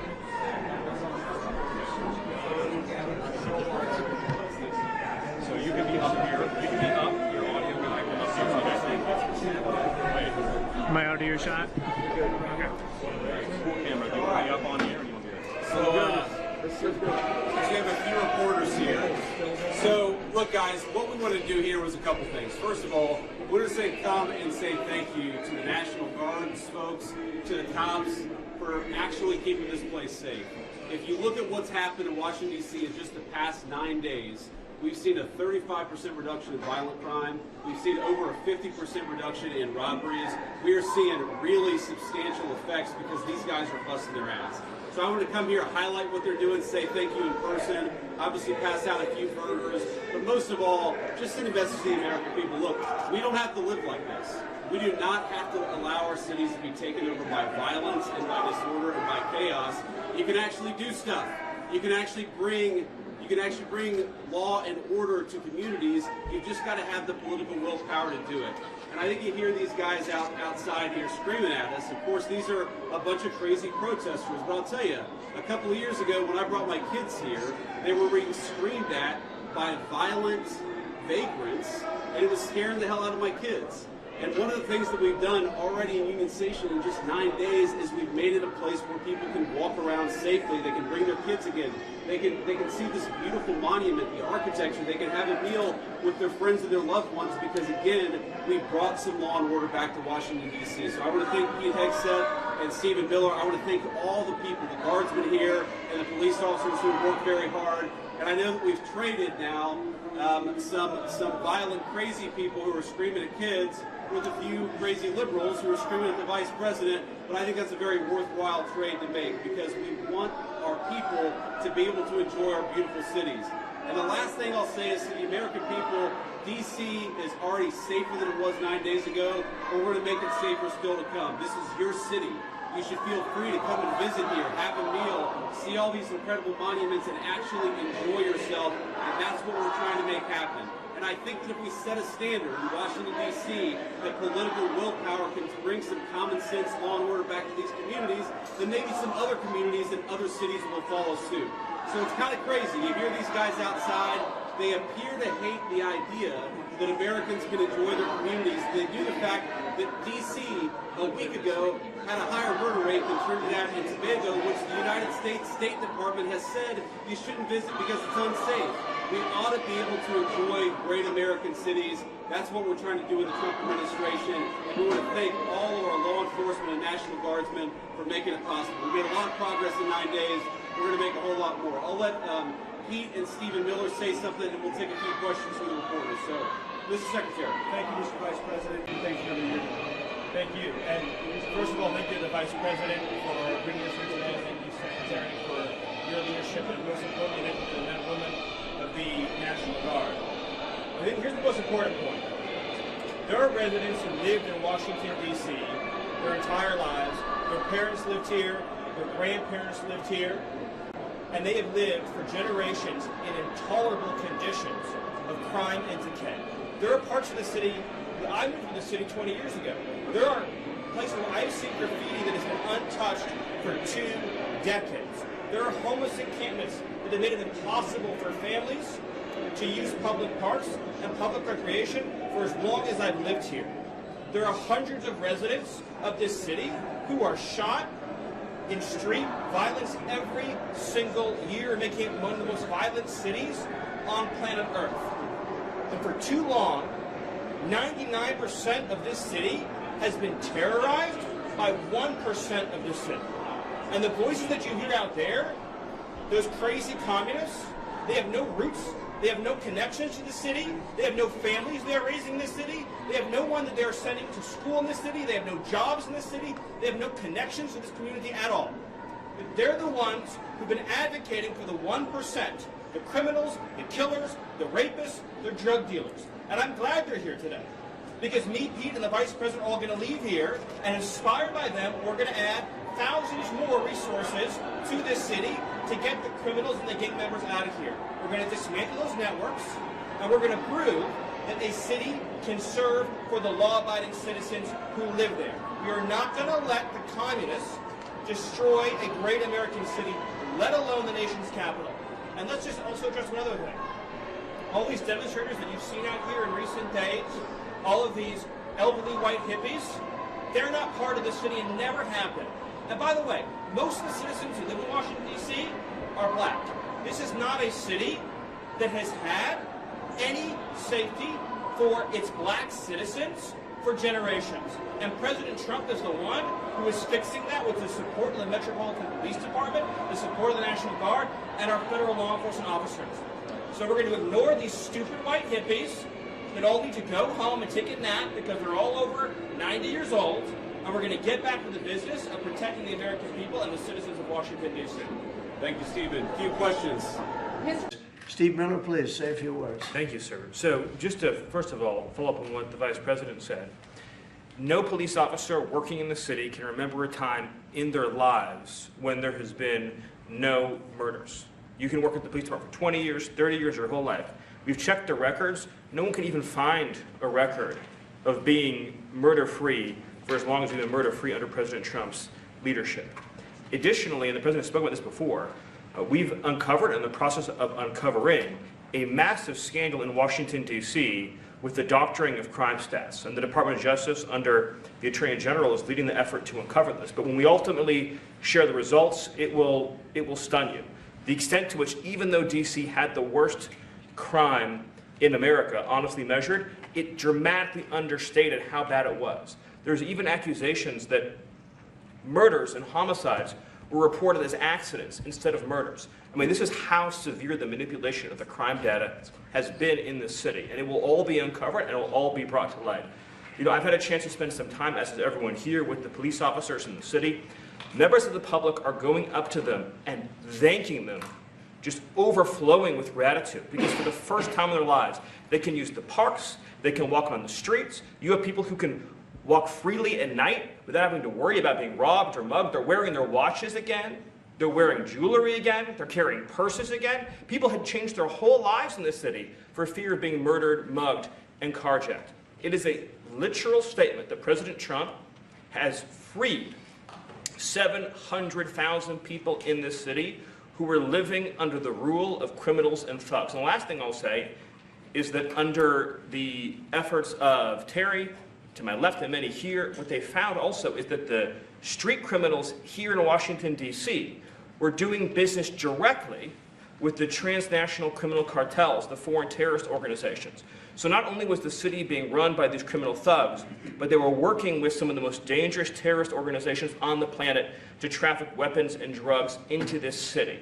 And what we are uncovering every day is shocking to us, and we look forward to sharing all the results with you. But President Trump, your leadership has uncovered some of the great public safety scandals of our life, and now because of you, people are safe and free for the first time ever in this city.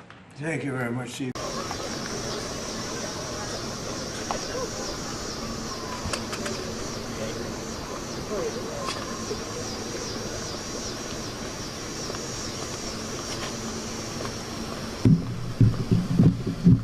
Hey guys, you're all going to hear from the president very soon, so I don't want to step on any announcements he may make, but I'm happy to take a few short questions. Can we just get your reaction to the jobs report? The president has presided over the most extraordinary economic turnaround in American history. During the Biden administration, we saw 0 net job gains for American workers in 4 years, which is an economic depression for American workers. It's an actual depression. Since President Trump has came into office, 100% of job gains have gone to American workers, as millions of foreign workers who are here illegally have left the country. So this is the biggest economic turnaround in American history. On top of that, you have $4 trillion from the CBO. It's going to be much more than that coming into the Treasury from the tariffs, the historic trade policy. You have well over $15 trillion of pledged foreign investment coming into the country to revitalize the economy, and you have the passage of the largest package of tax cuts and reforms in American history. So we are living through the most successful, extraordinary economic revival. You see car plants coming in, you see steel plants coming in, you see manufacturing plants coming in. You're going to see all these critical industries, pharmaceuticals, chips, semiconductors, reshoring. It is truly the great American revival that President Trump has unleashed. And of course, we're also going to, we have seen the most extraordinary job growth for American workers and American citizens that we've seen in recent history, coming off a period of 4 years where every single job went to a foreign worker. Foreign workers are now leaving the economy. American workers are getting all the benefits. And of course, we have larger issues to deal with the integrity of BLS that President Trump has spoken about. And we're going to get that fixed, and we're going to get honest and accurate jobs numbers. Next question. Yes, sorry. Yes, yep. Can you respond to Washington, D.C. trains suing the Trump administration over the National Guard? Well, I think the important thing is, you know, the D.C. Attorney General's office is a separate office. It's not part of the mayor's office. Not many people may realize that in Washington, D.C., that the Attorney General operates completely separate from the mayor's office, and which is an unusual setup because typically, you know, the mayor would control the full administration of the justice authority within her city. The mayor's office, as you know, issued an executive order requiring long-term cooperation between the city and the federal government. And that's what President Trump has asked for from the beginning. He said that we want cities that want our help to formally seek it out and request it. And so the mayor, to her credit, she signed an executive order creating the framework for that long-term cooperation. And now as a result of that executive order, the federal law enforcement assets, the National Guard assets, and the full federal apparatus will be able to work with the city to deliver this extraordinary public safety improvement for the long term. And you're only seeing the very beginnings of this. So, you know, during the first few weeks, of course, we've seen these radical reductions in violent crime. We're just getting started. DEA, ATF, FBI have only just begun to identify, disrupt, and dismantle the criminal organizations that have been wreaking havoc on this city for so long. And we're going to take them apart, member by member, group by group, piece by piece, and we're going to set this city free. I have time for one last question. On immigration, could I ask you on immigration? And the Democrats' attempt to drive a wedge between President Trump and Secretary Kennedy, their attempt to do that, I guess, makes the EC hearing. Yeah, the Democrats are continuing to support a completely failed approach to public health that we have seen over generations has resulted in chronic increases in obesity, in diabetes, in heart health, and just in general, the chronic disease burden on America has been extraordinary. It is the #1 driver of public health costs, and it's the #1 driver of early deaths. And of course, in particular, especially tragic has been the early childhood chronic disease burden. You know, so, and I say this as a parent of young children, there's so many kids, you know, who have allergies, who have asthma, who have skin conditions, for example, psoriasis or eczema, who have all kinds of chronic digestive issues, gut issues. There's so many health issues, not to mention, of course, the particularly terrifying illnesses like pediatric cancer. And so President Trump and RFK are working on getting to the systemic causes. What is our environment? What is in our approach to healthcare? What is in our approach to medicine that is either failing to address or is contributing to this chronic disease burden? And we all celebrate RFK, Bobby, for his leadership in this issue. And President Trump has been committed from the beginning to developing a comprehensive approach to reducing chronic illness in America. Time for one last question. Anything over here? Can I ask you about immigration, sir? On Venezuela, President of Colombia is saying that Cartel of the Suns does not exist. What can you answer, and which message do you send to people in Venezuela after this indictment of Nicolas Maduro? Well, as you know, and thank you for bringing it up, Nicolas Maduro is an indicted drug trafficker. He's indicted in federal court. He is a fugitive from justice in America. As I think you're also aware, there's a $50 million reward for the return of Nicolas Maduro. Not just him, his henchmen have also been indicted. So it is a drug cartel that is running Venezuela. This is a very important point. It's not a government, it is a drug cartel, a narco-trafficking organization that is running Venezuela. And this has been documented in federal court, and indictments have been secured. The people of Venezuela have been suffering and struggling under the reality of a nation that is so rich in resources, so rich in reserves, that is run by Maduro, the head of the cartel that you referenced, the Cartel de los Sols. That is absolutely one of the most ruthless criminal cartels on the planet. And many Americans may not realize that the drugs killing their kids are coming from Maduro, and also the criminal aliens killing their kids are coming from Maduro. So he's sending his drugs, he is sending his killers, his assassins into our communities, and he's working directly with other designated foreign terrorist organizations like the FARC in Colombia and all the Mexican drug cartels. So it's one continuous loop.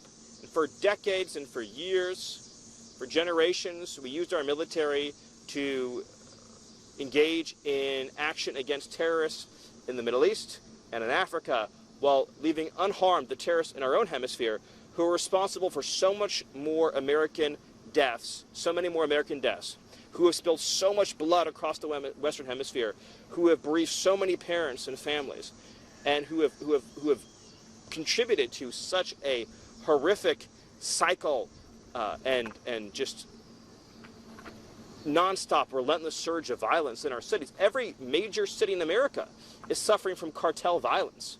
Even the U.S.-based gangs are working directly with these cartels. The drugs, the guns, the weapons, the cash, the organization. We've been occupied by cartels for far too long. President Trump is finally allowing and directing the United States military to use its authorities under the Constitution to defend America from the terrorist organizations that have run free for too long in our own hemisphere. Thank you all. Thank you for the question. One foreign policy. Are you sending ICE operations there today? Have they started yet, sir? ICE in Chicago? First, next question. Sir, could I Yes, sorry, yes, yep. Can you respond to Washington, D.C. training suing the Trump administration over the National Guard? Well, I think the important thing is, the D.C. Attorney General's office is a separate office. It's not part of the mayor's office. Not many people may realize that in Washington, D.C., that the Attorney General operates completely separate from the mayor's office, and which is an unusual setup because typically, the mayor would control the full administration of the justice authority within her city. The mayor's office, as you know, issued an executive order requiring long-term cooperation between the city and the federal government. And that's what President Trump has asked for from the beginning. He said that we want cities that want our help to formally seek it out and request it.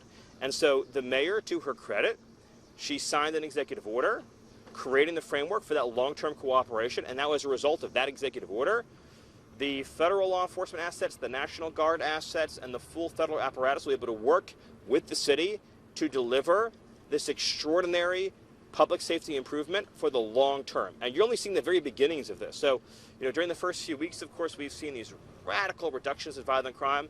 We're just getting started. DEA, ATF, FBI have only just begun to identify, disrupt, and dismantle the criminal organizations that have been wreaking havoc on this city for so long, and we're going to take them apart member by member, group by group, piece by piece, and we're going to set this city free. I have time for one last question. On immigration, could I ask you on immigration? On Venezuela, President of Colombia is saying that cartel of the Suns does not exist. What can you answer, and which message do you send to people in Venezuela after this indictment of Nicolas Maduro? Well, as you know, and thank you for bringing it up, Nicolas Maduro is an indicted drug trafficker. He's indicted in federal court. He's a fugitive from justice in America. As I think you're also aware, there's a $50 million reward for the return of Nicolas Maduro. Not just him, his henchmen have also been indicted.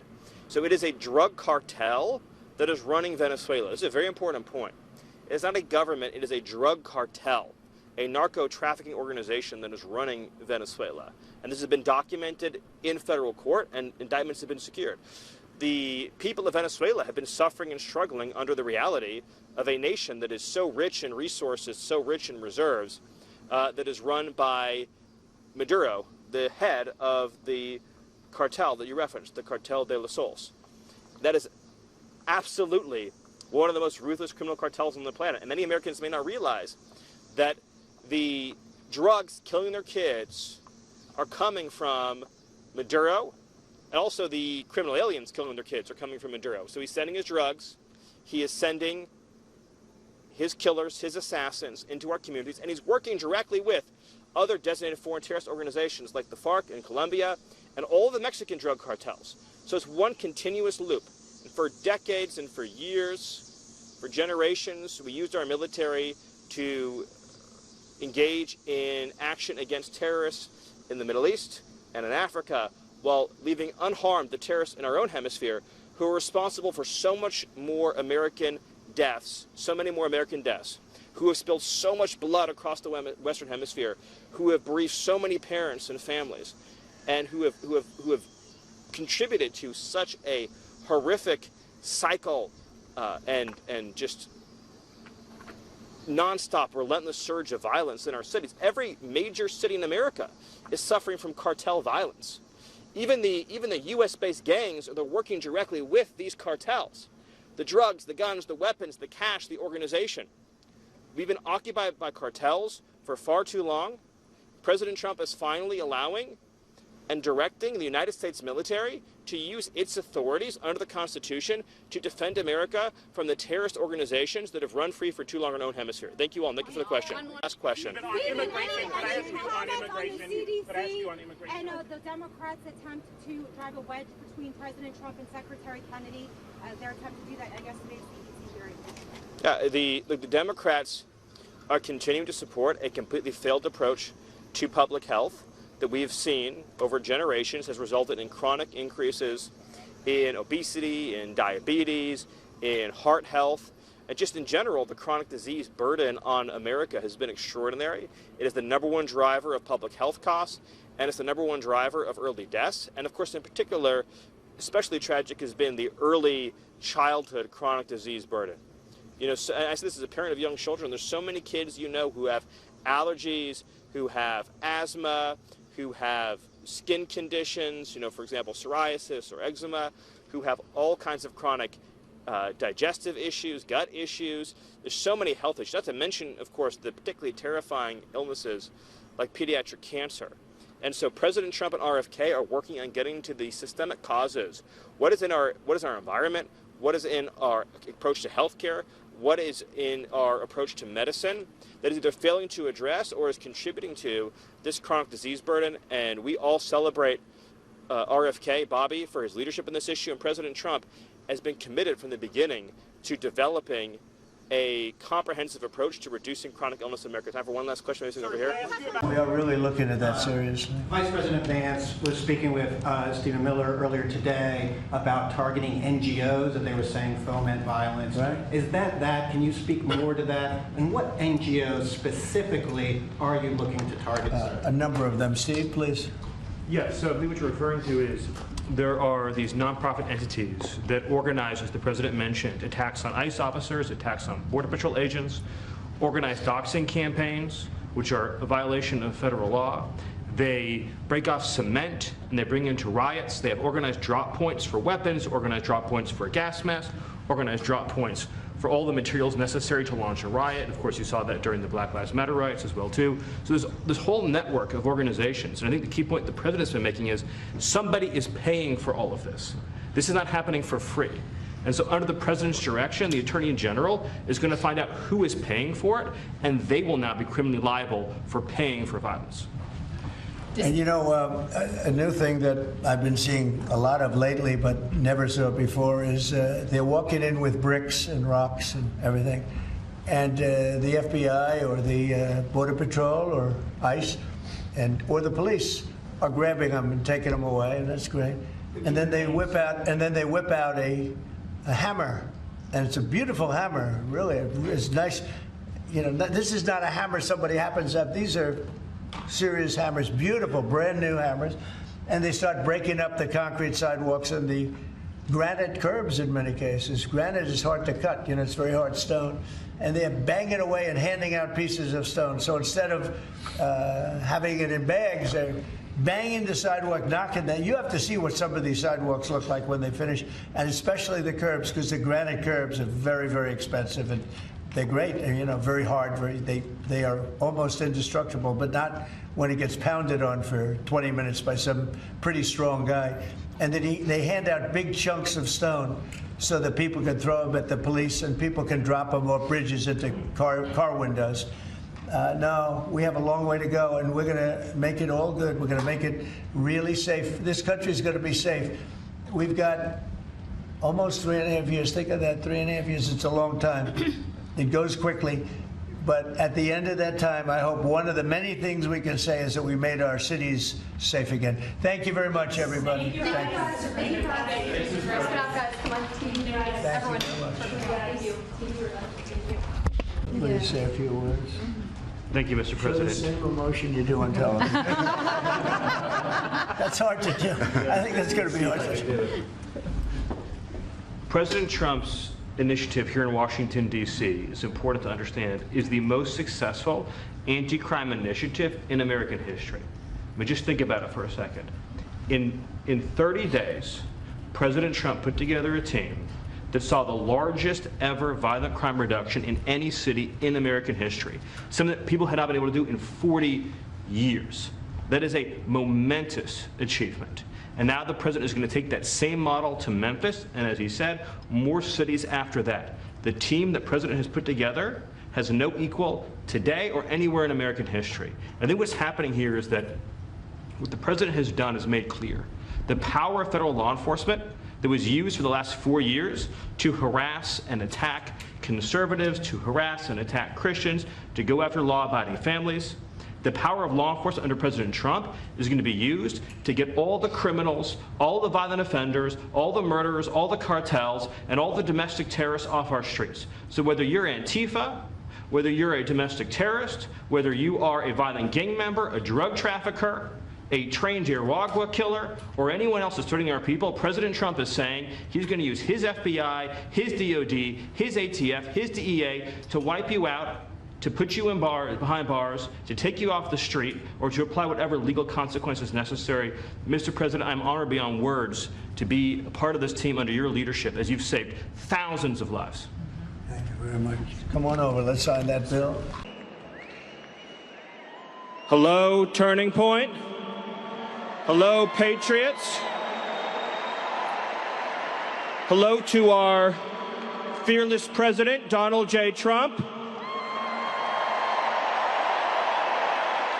And hello to millions of Americans all across this land who are gathered in sadness and sorrow to mourn Charlie Kirk, but also to dedicate ourselves to finishing his mission and achieving victory in his name.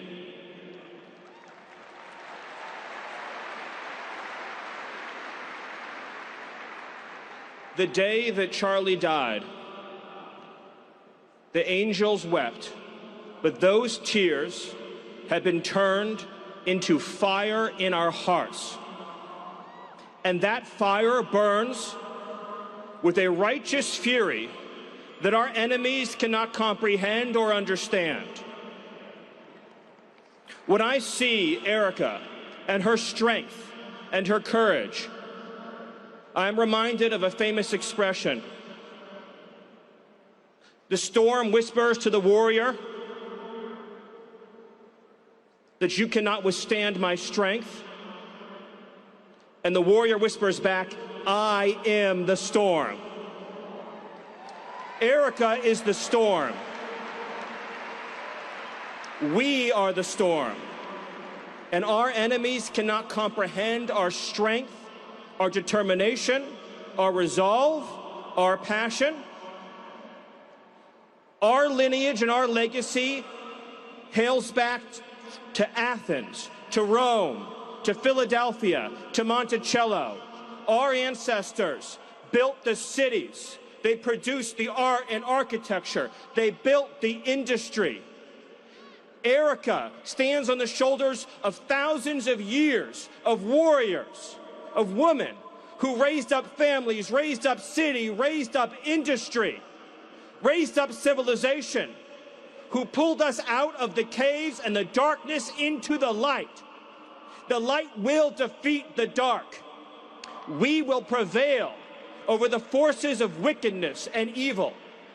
They cannot imagine what they have awakened. They cannot conceive of the army that they have arisen in all of us.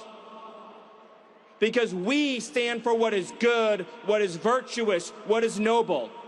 And to those trying to incite violence against us, those trying to foment hatred against us, what do you have?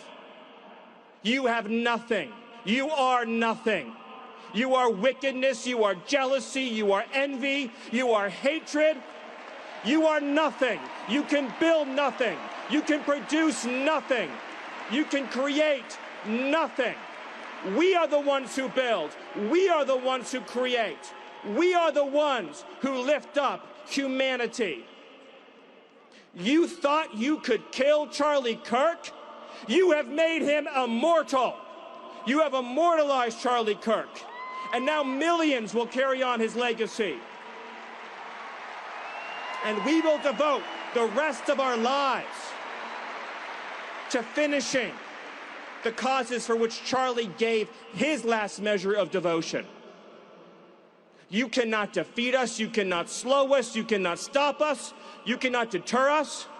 We will carry Charlie and Erica in our heart every single day and fight that much harder because of what you did to us. You have no idea the dragon you have awakened. You have no idea how determined we will be to save this civilization, to save the West, to save this republic. Because our children are strong, and our grandchildren will be strong, and our children's children's children will be strong. And what will you leave behind? Nothing, nothing. To our enemies, you have nothing to give, you have nothing to offer, you have nothing to share, but bitterness. We have beauty, we have light, we have goodness, we have determination, we have vision, we have strength. We built the world that we inhabit now, generation by generation, and we will defend this world. We will defend goodness, we will defend light, we will defend virtue. You cannot terrify us, you cannot frighten us, you cannot threaten us, because we are on the side of goodness, we are on the side of God. And to my friend Charlie, to my brother Charlie, I know you are looking at us right now. I know you're watching Erica right now. I know you're watching your children right now. And I promise you, my friend, I promise you, my brother, we will prove worthy of your sacrifice.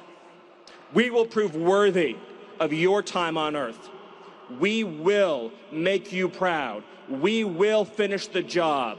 We will defeat the forces of darkness and evil, and we will stand every day for what is true, what is beautiful, what is good, and we will achieve victory for our children, for our families, for our civilization, and for every patriot who stands with us. God bless you. God bless Turning Point. God bless Erica. God bless the Kirk family. God bless our heroes. And God bless the United States of America. Thank you.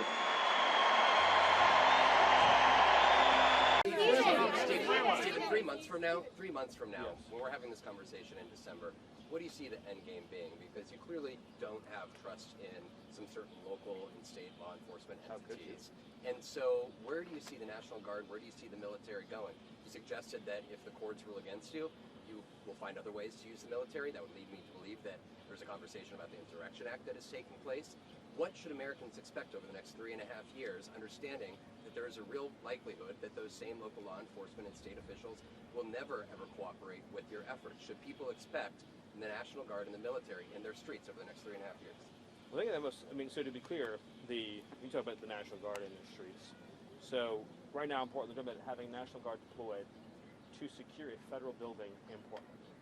And so there's a lot of elements to your question, and I'll try to get to all of them.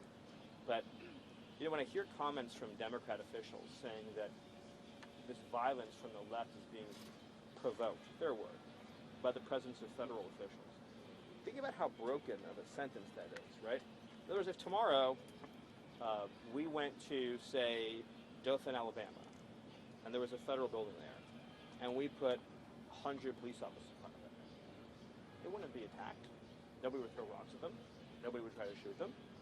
Nobody would do anything. They would say, hello, good morning. Maybe they'd get them a cup of coffee before they go out for their shift for the day. They'd ask, how are your kids doing? How are your kids doing? The fact that Democrats think that their own base cannot contain their desire to inflict violence upon the mere sight. In other words, National Guard's not being sent there proactively. They're being sent there reactively to defend ICE officers under siege. So in theory, if ICE officers were in the building and the National Guard was in the building and nobody was violently attacking them, the only thing that you would see is there's a building, there's ICE officers, there's guardsmen. The violence is entirely rioters choosing to show up and wage violence at a specific federal building. They've handed out flyers. I saw one at Antifa flyer recently, and it said, we need to mobilize around the Broadview facilities, this is in Chicago, to shut down ICE.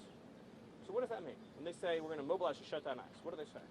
They're saying they're going to carry out insurrection against the federal government by using force, obstructive force, to keep ICE officers from going out and conducting arrests. Would we ever tolerate this with any other law enforcement agency? If we said shut down the FBI and say, let's pick one of the organizations that the media might understand better.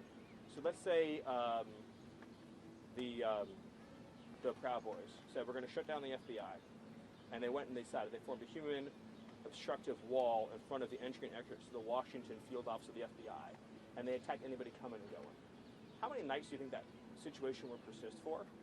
Not even one, let alone over 100. We all understand this to be true. So to your other question, yes, the president has multiple statutory authorities under federal law to secure a federal building. And so when a court issues an injunction, the only activity that's enjoined is what's specifically enjoined in that order, not activity that isn't addressed or spoken to. Or there was another part of in 3 or 4 months. So this is the most important point I can make. This is the behavior of the anti-ICE rioters, violent attack stalkers, is motivated by a desire to achieve a concrete outcome. In other words, their objective is fewer ICE arrests in Chicago, fewer ICE arrests in Portland. So very straightforwardly, the way to end this ongoing assault is to demonstrate that they will fail completely and totally. In other words, if you were able to secure these buildings using additional resources, you're not having your entire federal law enforcement apparatus doing nothing but physical building security. If you're able to use the National Guard to secure these buildings and free up your ICE officers and your FBI agents and everyone else to go out and do enforcement in the community, to go out and find dangerous predators and remove them, you will demonstrate very conclusively, as we do in Los Angeles, by the way, that all your riots and violence will get you is more deportations. That has happened in And Washington, right, D.C. That has happened in Washington, D.C. Has it not? And yet the men and women of the National Guard remain here in the streets instead of being at home. Well, it's a great example, but not in the way that you phrased Steve, it. So, I know you all have questions, but it's a But why? But I think that's where, if you're a democratic city, you're looking at Washington, D.C. and saying, right, they complied, there is no mass protest, and the crime, President Trump said it's a crime-free city now, so why are the National Guard remaining? And that is why there's such an affront. You're adjacent to a great point. But the reason why there's peace and calm in the city is because the criminal element is understood that their criminal activity will not achieve their desired outcome. That's the most important point. So you support them remaining in the streets of these American cities? Here in Washington, D.C., the National Guard, as John Fetterman has said, is one of the most wonderful things that ever happened to the city. It means you can go out to the National Mall and not have to worry about being attacked. But the other thing is that you support them in American cities long term. The National Guard deployment is part of a cohesive public safety operation, like in D.C. and like in Memphis, is an extraordinary blessing. The tragedy that I see is so you support them in American cities long term. I answered the question the way that I did. The tragedy that I see is when you have a 6-year-old boy, has happened recently, whose killer, who stabbed him in the head till the knife was blunt, got released from jail on good behavior. The tragedy is when you try to murder a Supreme Court justice and you're out of jail in 8 years.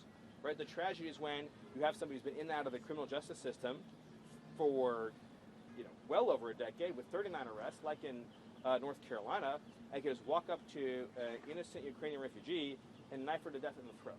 That's the thing that gets me upset, and that's the thing that gets the American people upset. And the second thing to your question is, putting people in jail who are committing this terrorist activity is the #1 most important deterrent. But you long-term believe that over the next 3.5 years, that military I think everyone wants me to move on to the next question. Sure, but thank you. I am understanding I've been very patient. Thank you. Is Farmer Relief going to be announced this week? Sorry, back there. Why are White House staffers being let go? Oh, do I have no information on that? Stephen, on James Comey, this week James Comey is being arraigned. Do you believe that he should be perp walked? Is he above the law? Is Christopher Wray next? And I sure hope. I don't think to say. I sure hope that James Comey's not above the law, and I think the American people want to make sure that James Comey is held to the full legal standard to which any American who committed similar crimes to be subjected. Next to you, one last question. Thank you. As we're seeing a surge of attacks on ICE agents, including, for example, the shooting in Dallas, and this weekend in Chicago, 10 cars, surrounding ICE agents, another one ramming into an ICE vehicle. To what extent does the administration believe that such attacks are organized? And based on that possibility, or we're alluding to Antifa, how does that change your calculation and how the administration is going to respond to these attacks? I mean, look, as I've said repeatedly, this is organized domestic terrorism. The purpose of domestic terrorism is to obtain, through violence and intimidation and the threat of violence, a change in politics or policy that cannot be obtained through lawful democratic means. So when you have a 10-car ramming attack with armed attackers clearly intending to murder ICE officers in the conduct of their duties, what else can you call that? Right?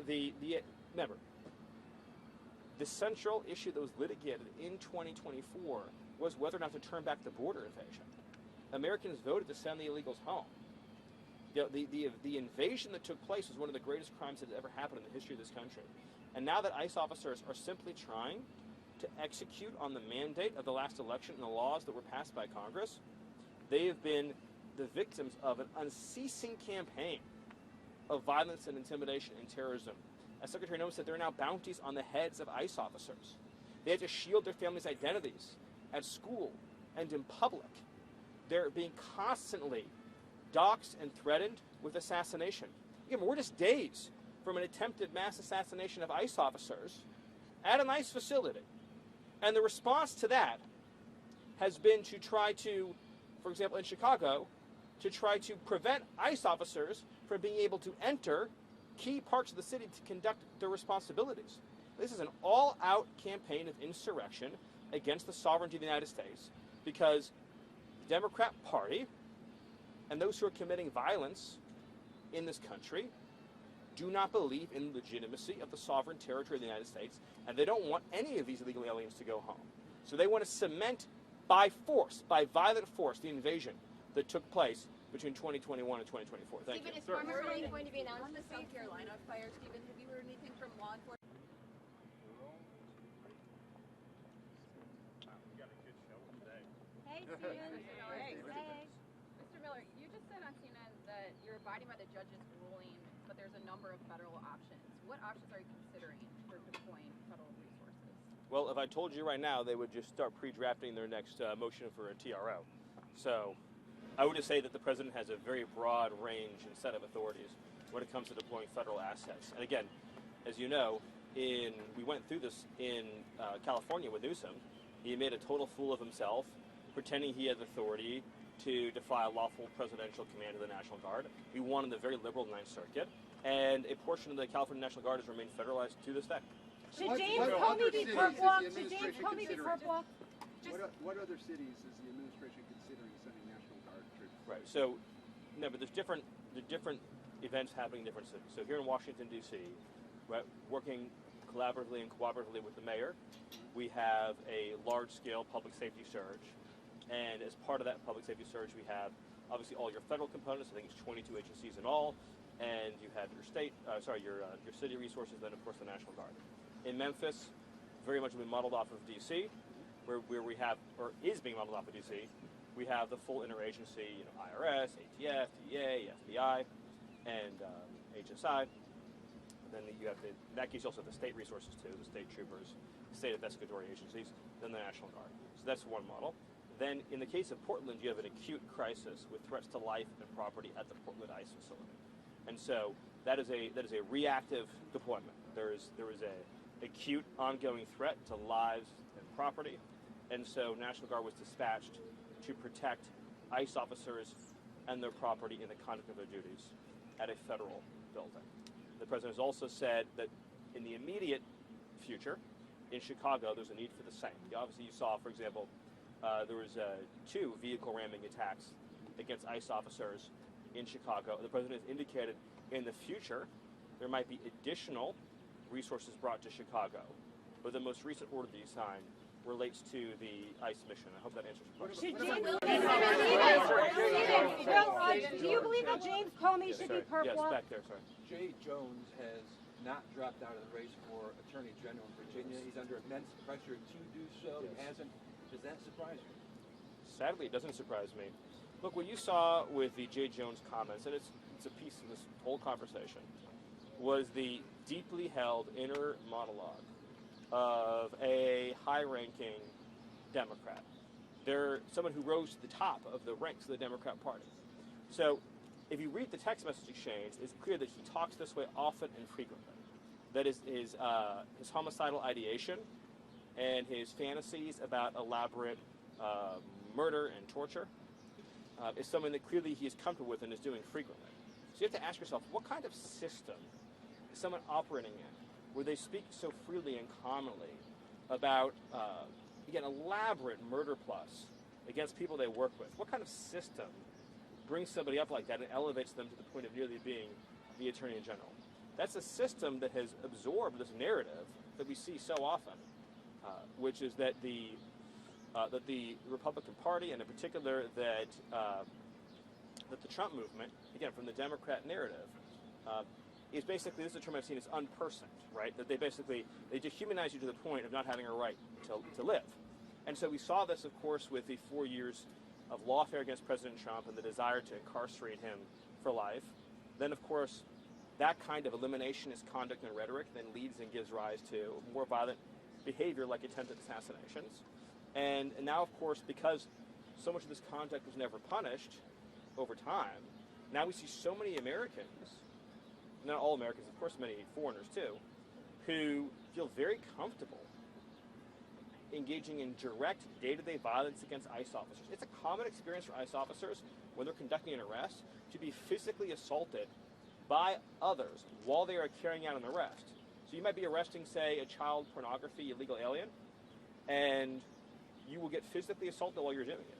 Now ICE have to worry about getting sniped from rooftops when they're coming and going from their facilities.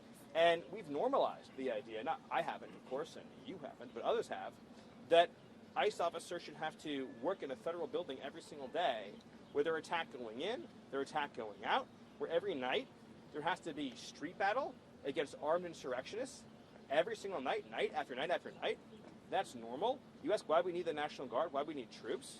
Because it takes hundreds of additional personnel, far beyond the resources of the federal officials working in Portland, to hold and secure a perimeter to provide freedom of movement. And it's not enough, by the way, if you're an ICE officer, just to stand here and put the line back here, right? They're under sniping attack. They're going to get rocks hurled at them, right? They're in physical danger.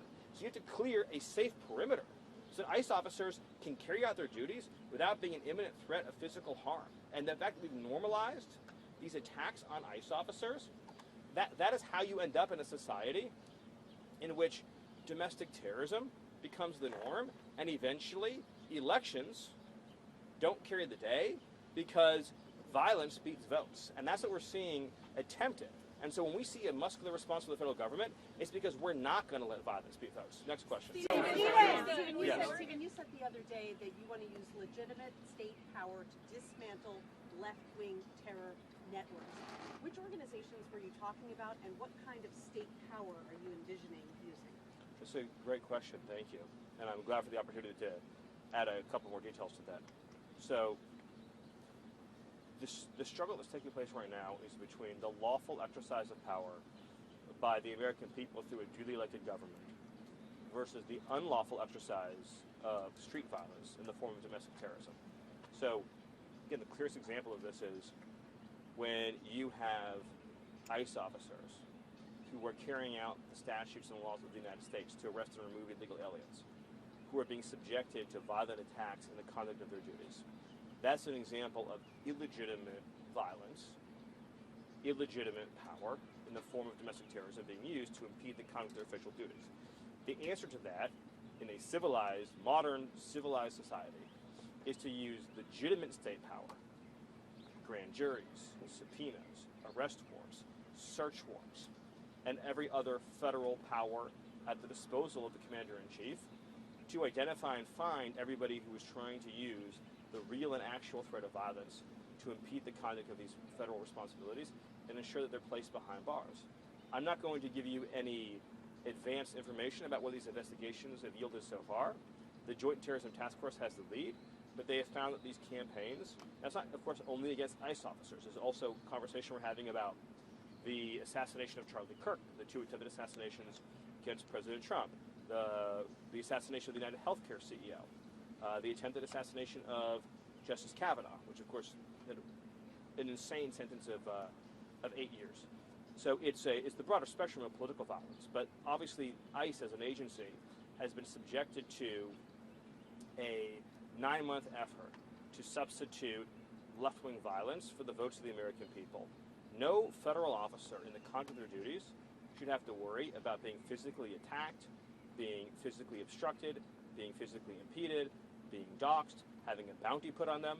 And the fact that Democrat politicians are trying to normalize this really indicates how far we've gone as a society, that there is not universal condemnation of this organized campaign of violence against ICE officers. Yes. No, but just to follow up. I don't know of many Democratic politicians who have endorsed these terrible incidences that you just referred to.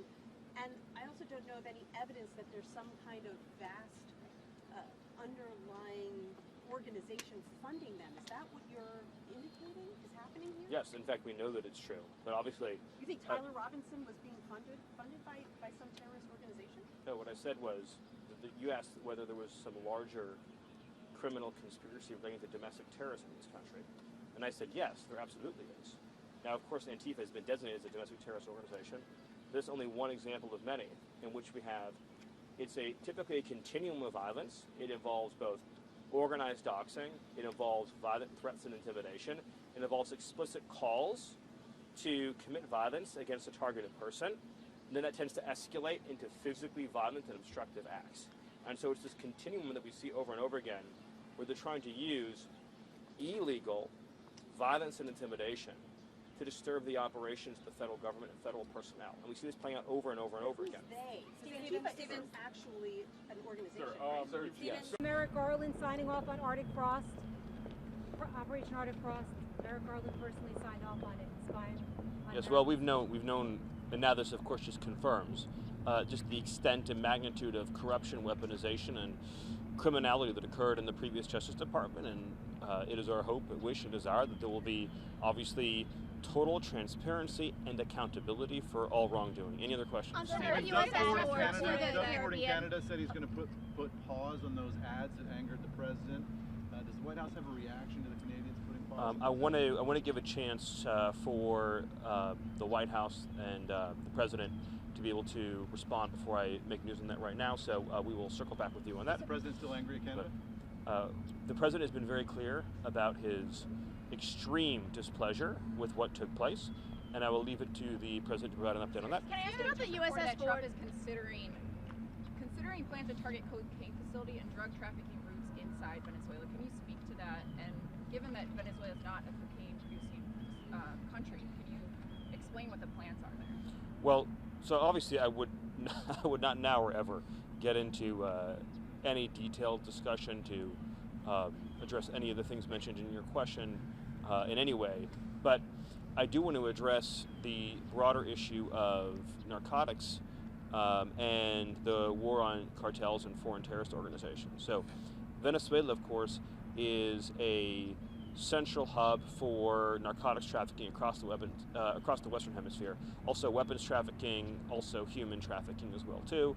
And we know that the Maduro regime is the Cartel de Sols, which is a recognized and designated narco-trafficking organization, and also Tren de Aragua is a recognized FTO, foreign terrorist organization. And so this is a central hub of terrorist activity across the Western Hemisphere. And just more broadly, as was made clear in the event yesterday, the President of the United States has made clear that narco-terrorists and narco-trafficking is a terrorist activity. These organizations are the ISIS of the Western Hemisphere.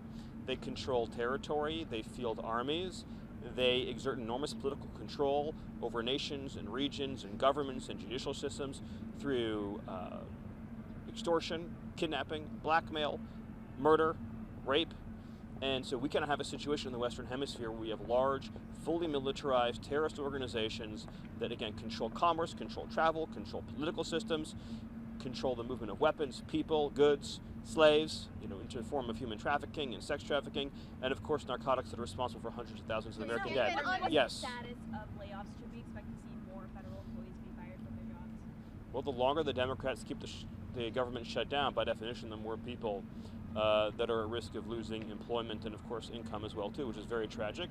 That's why we continue to push for a clean funding bill to reopen the government and pay all of the federal workers and get back to the business of the American people. Yes? Can I ask you about the USS Ford going to the U.S. Southern Command area being moved today? The Pentagon announced, or was beginning that movement today. Is this a sign that land strikes, are imminent?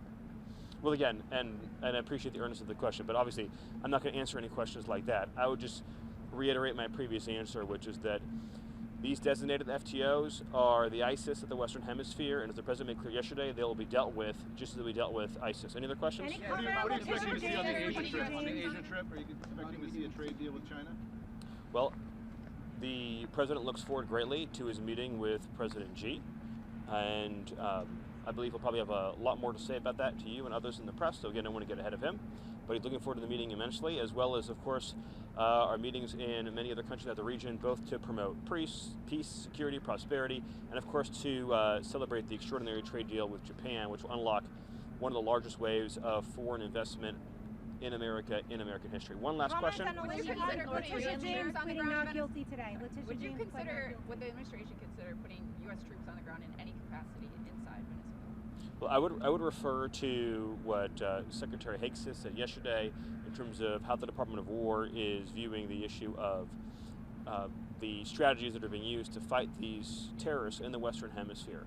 And I'll just continue to reiterate what I've said before. I know that you want more detailed answers than I can provide, but these are terrorists and they're going to be killed. Thank you very much. And this would be an escalation, Stephen, right? You would say, moving the carrier group there? What about the USS Ford? Trump is considering plans to target cocaine facility and drug trafficking routes inside Venezuela. Can you speak to that? And given that Venezuela is not a cocaine-producing country, can you explain what the plans are there? Well, so obviously I would not now or ever get into any detailed discussion to address any of the things mentioned in your question in any way.